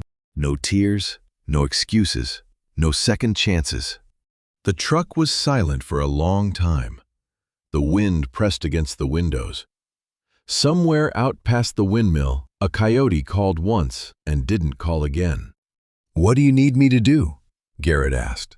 5 days doesn't sound like a long time until you have to sit across from someone who's stealing your life and smile like you don't know.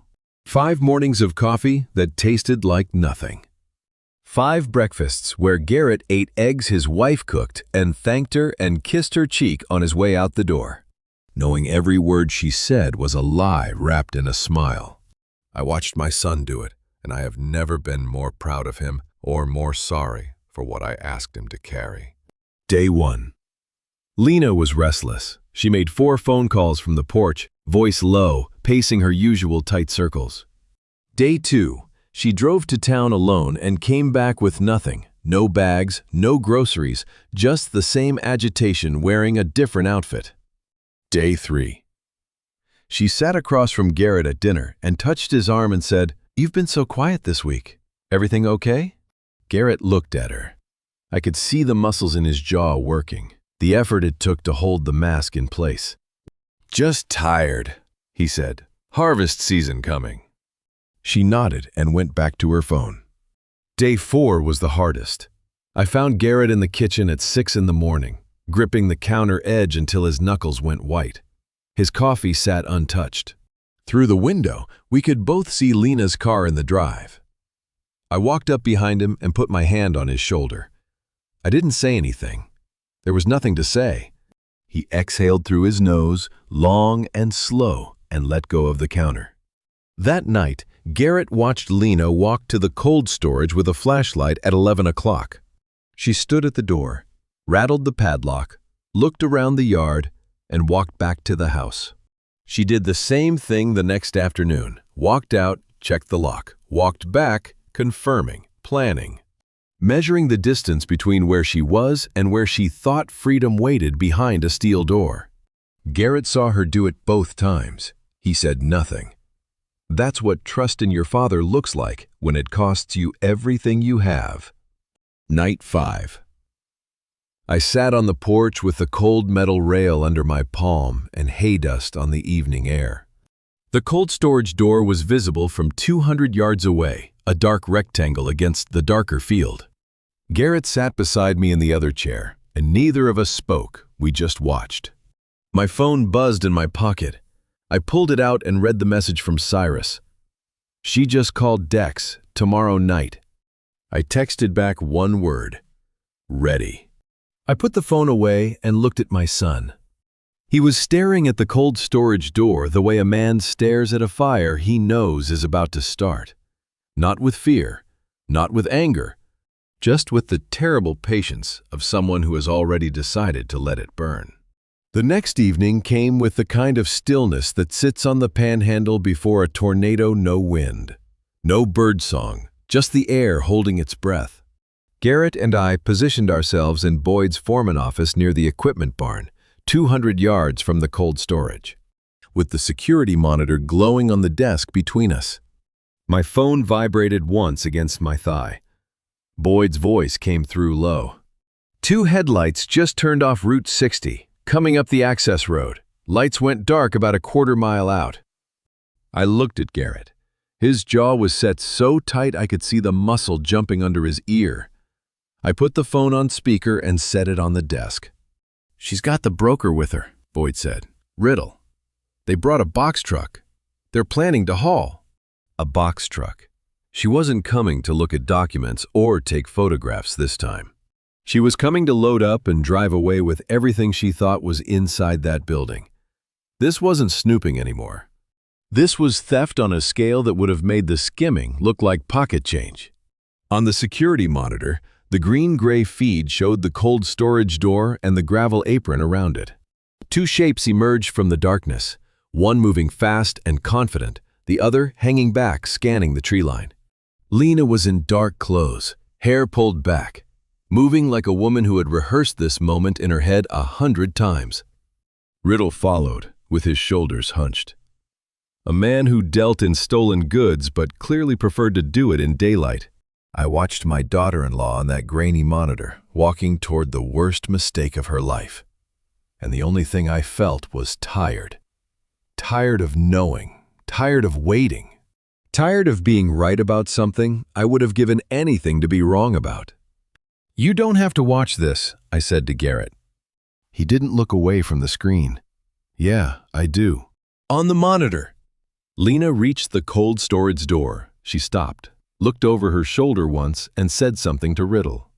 The audio feed from the exterior camera picked it up, thin and crackly through the small speaker. "Relax," she said. Her voice was almost cheerful, the voice of a woman who believed she was the smartest person in every room she'd ever walked into. "The old man thinks a padlock and a prayer is all you need out here." Riddle shifted his weight. "And if someone's inside..." "Nobody's been inside this building in months, trust me." "You want to know what betrayal looks like in real time? It looks like a woman in dark clothes laughing at a padlock she copied the key to, telling a man she hired that her family is too stupid to catch her. It looks like your son sitting beside you with his fist balled at his sides, watching the woman he married use his father's own words as proof that the theft would be easy." She produced the copied key from her jacket pocket. The same key she'd made after picking my office lock, the one for the padlock I'd left deliberately simple because a complicated lock would have made her suspicious. She held it up in the moonlight for a second, almost admiring it, and then she slid it into the padlock. The click carried through the night air and through the monitor's microphone and into that small office where two men sat watching a marriage end in real time. Garrett's breathing changed. Short, sharp, controlled the breathing of a man holding himself together with nothing but willpower, and the knowledge that falling apart right now would undo everything Father had spent 3 months building. I put my hand on his arm. He didn't pull away. Lena pulled the padlock free, dropped it in the gravel, and gripped the cold storage door handle with both hands. She pulled it wide. The heavy steel door swung open with a groan that echoed across the yard. She stepped inside. Riddle hesitated for 1 second. 1 second where he could have turned around and walked away from everything that was about to happen. And then he followed her. Through the threshold. On the monitor, I saw it. The red blink of the motion sensor mounted just inside the doorframe. Once, twice. A tiny light, no bigger than a pencil eraser, invisible unless you knew exactly where to look. The silent alarm was already screaming down a wire to a federal dispatch office 40 miles away. Armed agents would be rolling within minutes. And my daughter-in-law was standing inside a building she thought contained her salvation, not knowing she had just walked into the most well-monitored room in the Texas Panhandle. "Beside me." Garrett whispered one word. "Go." She didn't even read the seal. On the monitor, I watched Lena pull a box cutter from her jacket and slice through the red federal quarantine tape stretched across the inner door like it was gift wrapping. She didn't pause, didn't look at the case number printed along the strip, didn't notice the USDA insignia embossed on the adhesive.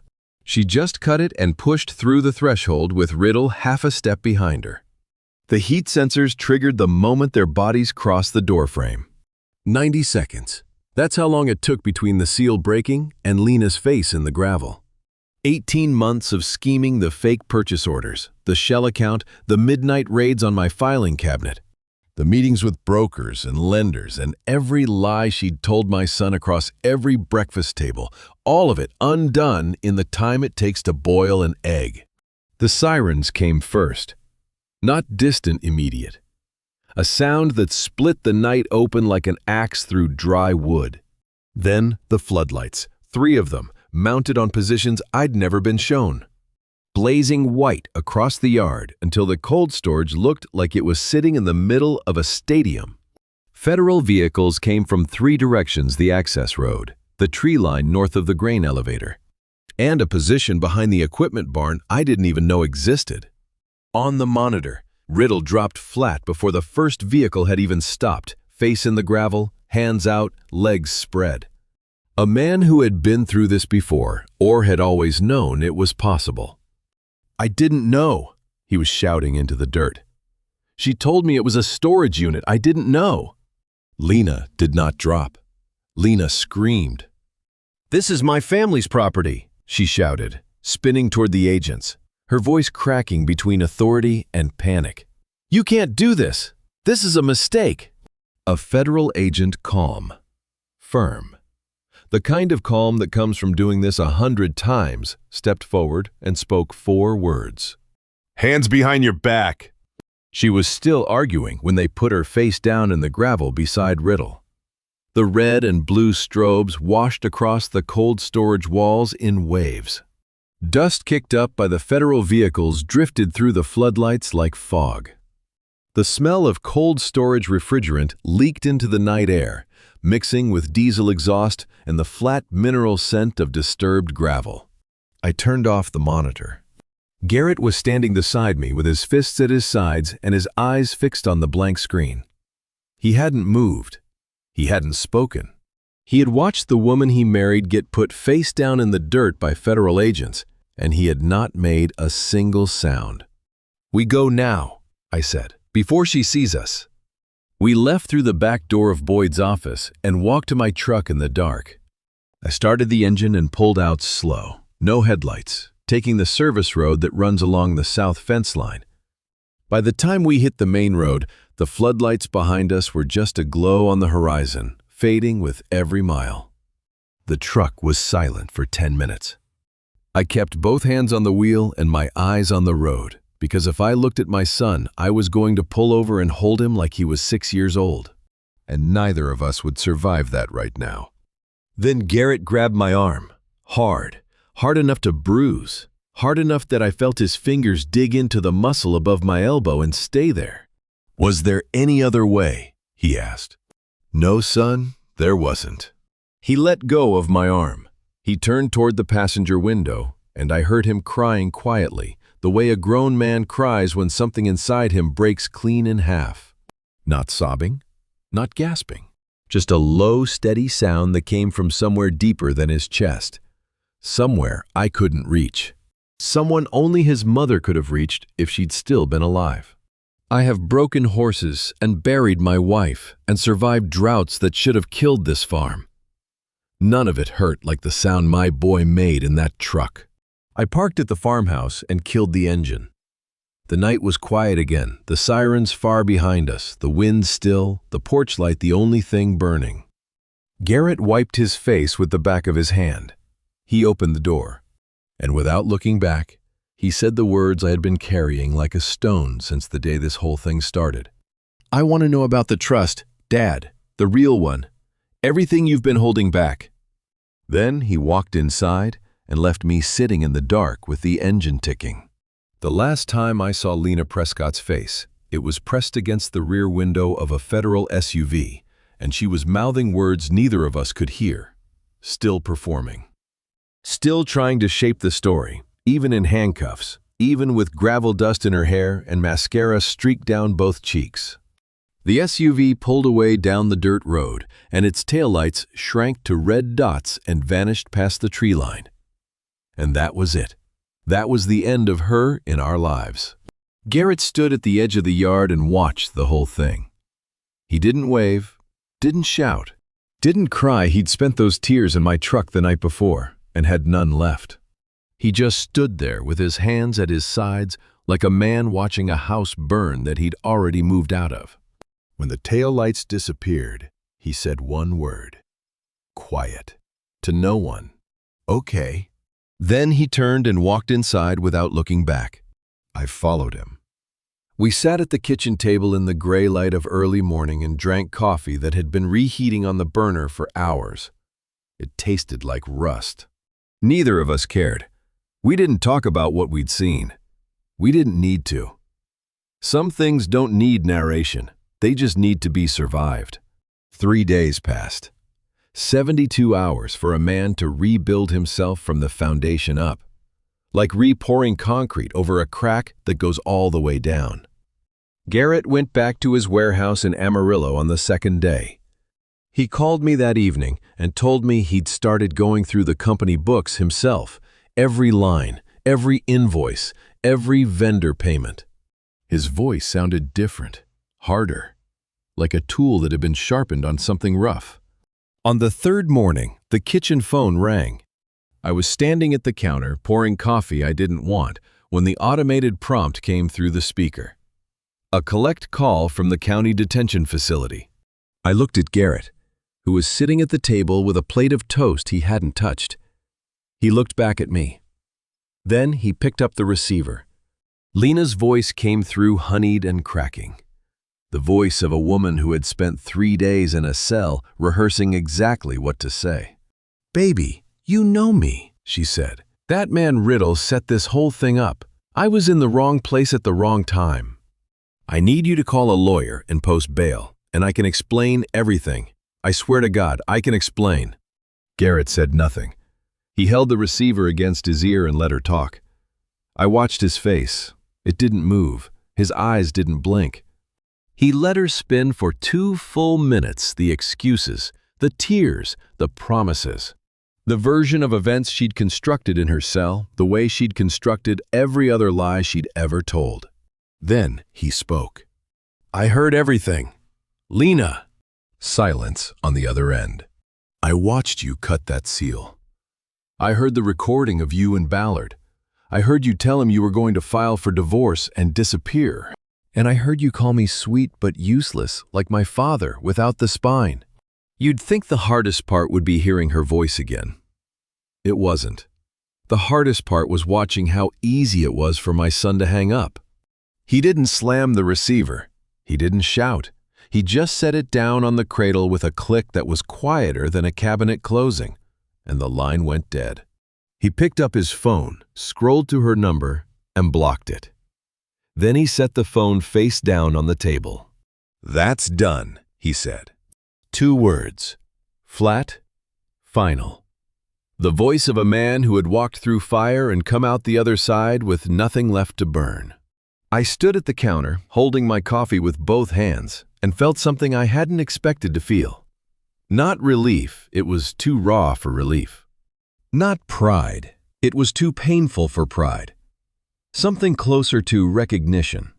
I was watching my son become the kind of man his mother always knew he could be, and it had cost him the worst education a person can receive. The morning air came through the screen door carrying the smell of cut grass and dust. The kitchen was quiet, except for the clock and the refrigerator hum, and the sound of 2 men breathing in a house that felt emptier and cleaner than it had in months. Garrett looked at me across the table.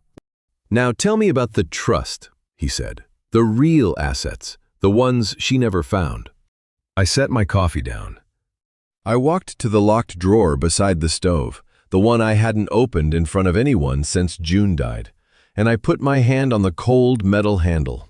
I opened the drawer and set the trust folder on the table, but I didn't open it. Not yet.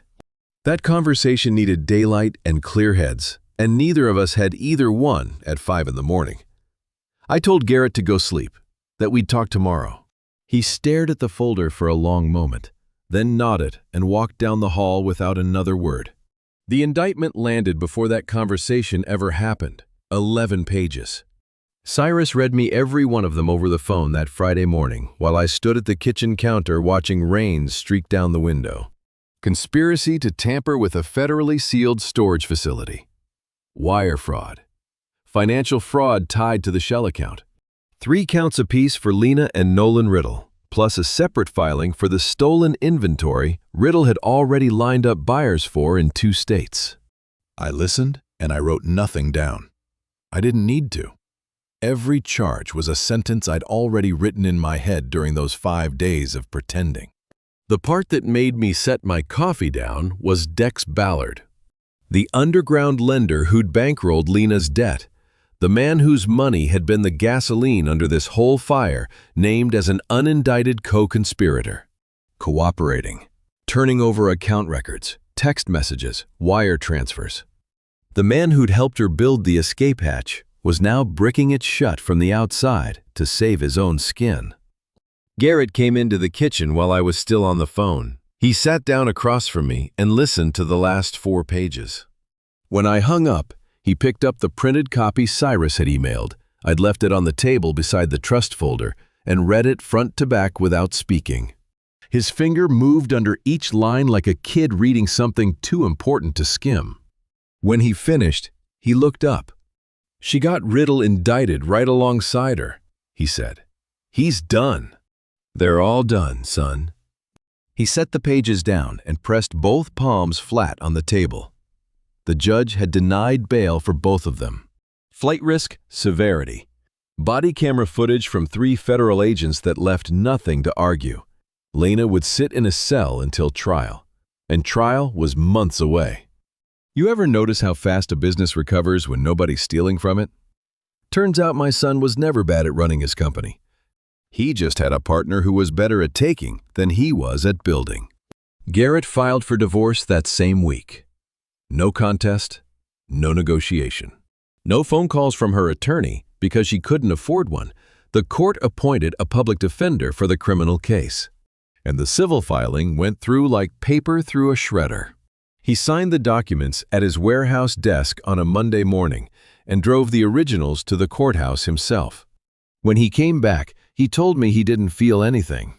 I believed him. Sometimes the cleanest cuts are the ones that don't bleed until later. Within a month, the numbers at the warehouse started making sense again. Invoices matched deliveries. Vendor payments cleared on time. The accounts receivable column stopped looking like a lie. Garrett hired a part-time clerk, a 22-year-old kid named Bryce Underwood, who'd just finished his ag business degree at West Texas A&M and didn't know a thing about seed fraud, but knew everything about spreadsheets. I drove down to Amarillo on a Tuesday in mid-September to bring Garrett a box of his mother's recipe cards I'd found in the pantry. The warehouse smelled like burlap and dust and fresh coffee from a pot that looked like it had been cleaned for the first time in months.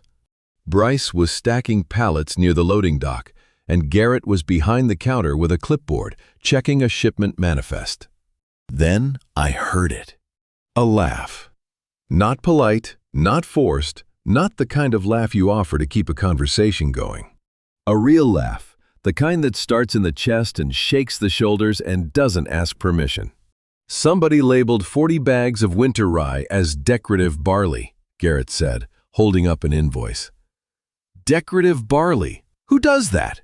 The new clerk asked if his wife would be helping with end-of-year inventory. Garrett said no without flinching, and I pretended I didn't see his hand tighten around the pen. But the laugh, that was real. It echoed off the corrugated walls and bounced around the loading bay, and it sounded like his mother's. Like rain hitting dry ground after a season of nothing. I drove home with the windows down and the evening air warm on my arm. At the farm gate, I pulled over and sat with the engine idling. The trust folder was still on the kitchen table where I'd left it. Tomorrow, I'd open it.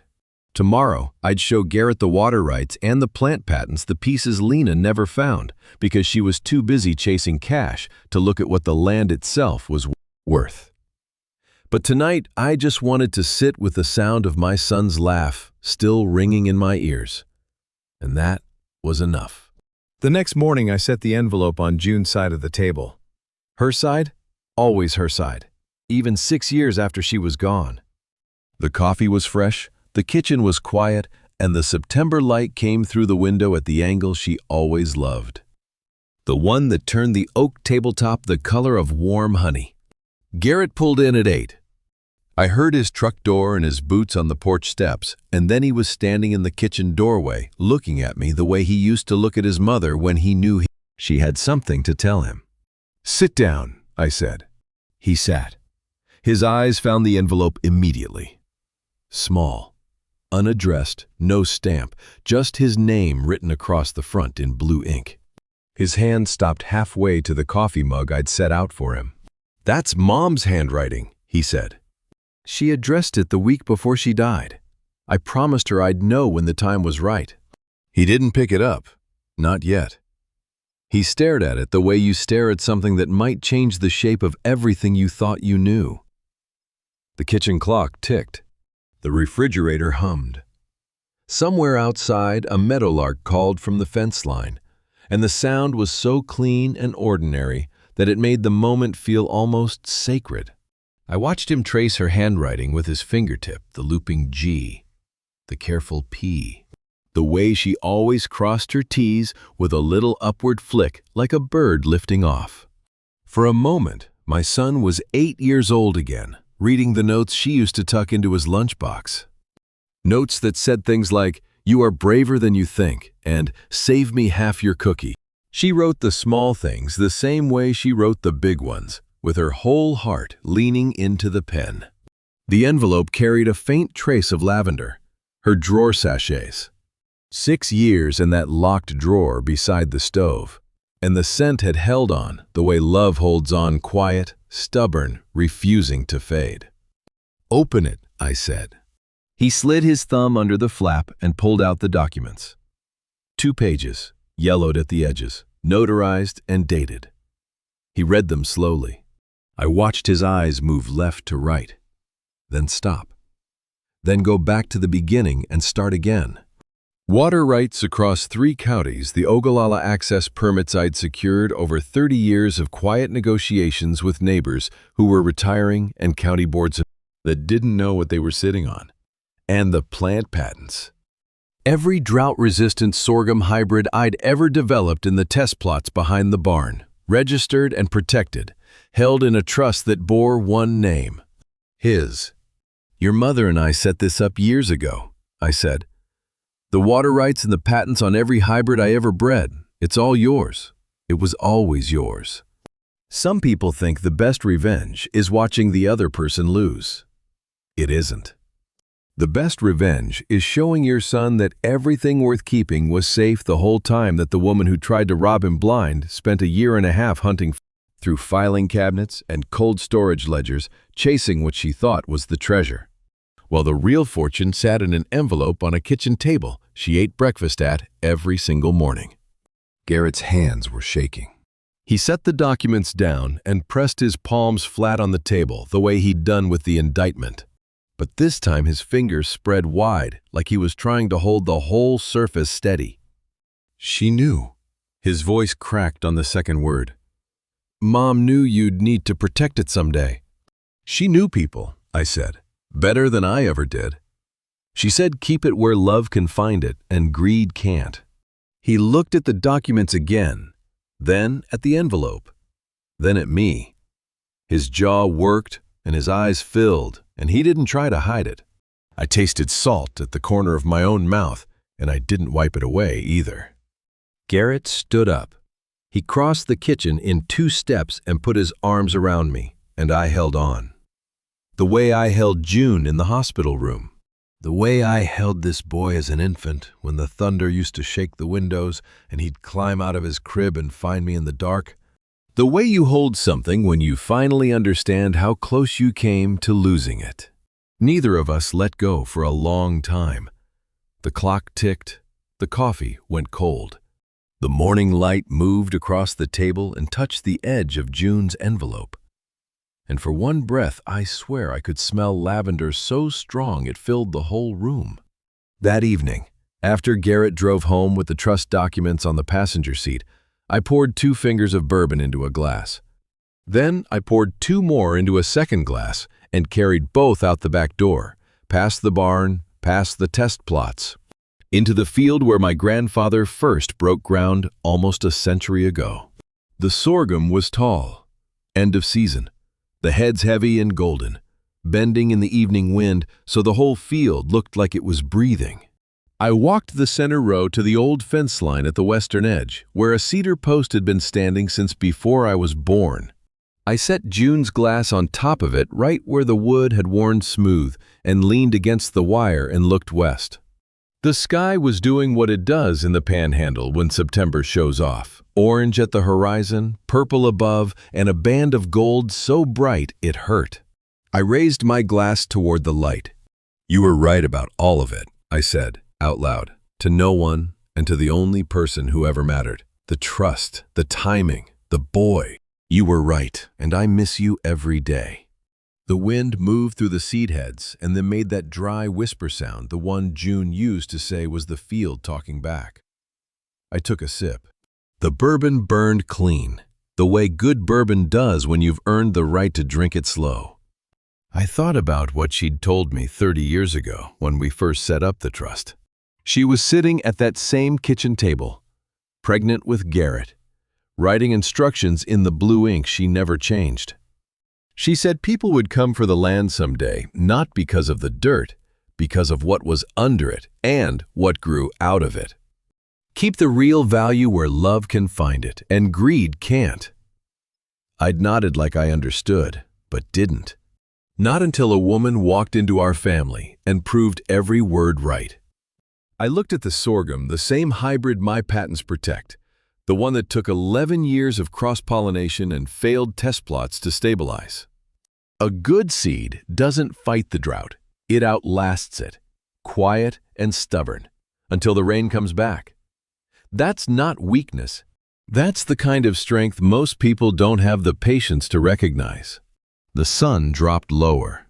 Chassid of the sorghum rose stretched long across the dirt, and the air cooled on my forearms, the way it does when the Panhandle decides the day is over. I'm not telling you this story because I won. I'm telling you because I almost didn't. There were nights I wanted to call the sheriff and end it fast. Mornings I wanted to shake the truth into my son.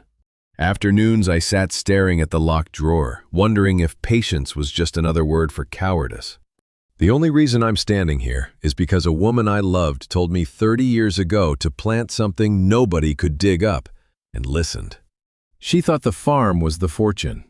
She spent a year and a half hunting through filing cabinets and cold storage manifests, chasing numbers she could count. She never understood. The fortune was what we built, that nobody could see root systems deeper than greed can dig. I finished my bourbon. I picked up June's glass from the fence post, still full, still catching the last light, and poured it slow into the dirt at the base of the oldest sorghum row. The soil darkened in a circle the size of my hand. The last edge of sun dropped flat below the horizon, and the field went from gold to gray in the time it takes to exhale. I told you at the beginning, this is what happens when you try to steal from a man who's been planting seeds his whole life. He knows how to wait. Every move I made, the bait, the cameras, the 5 days of silence, the night I let her walk into that cold storage with a box truck, every one was a seed planted weeks before the harvest. That's not revenge. That's farming. If you've got a story like mine, family, greed, and the moment you decided enough was enough, I want to hear it. Drop it in the comments. Subscribe if you haven't. And remember, the things worth keeping are the ones worth being patient for. I walked back to the farmhouse with empty hands and a full heart. I didn't look back. The field would be there in the morning, the way it always was, the way it always will be. And to you listening to my story, remember this.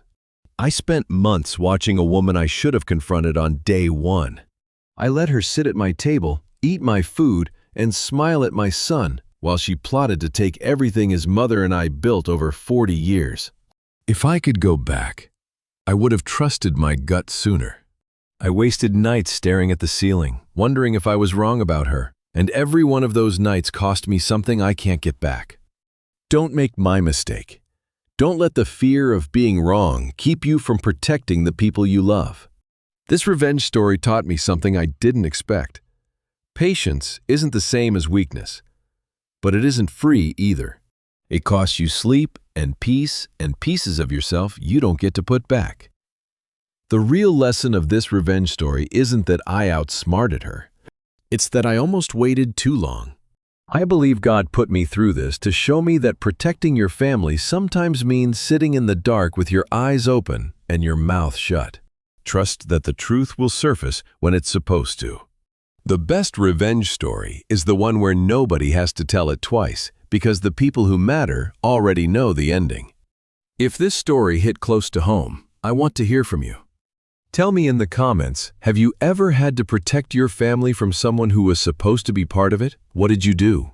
Share this with someone who needs to hear it tonight. And if you haven't subscribed yet, go ahead and do that now so you don't miss what comes next. Thank you for staying until the very end. It means more than you know. Some details in this story were fictionalized for storytelling and reflection. Any resemblance to real individuals or events is coincidental. The message is what I hope stays with you.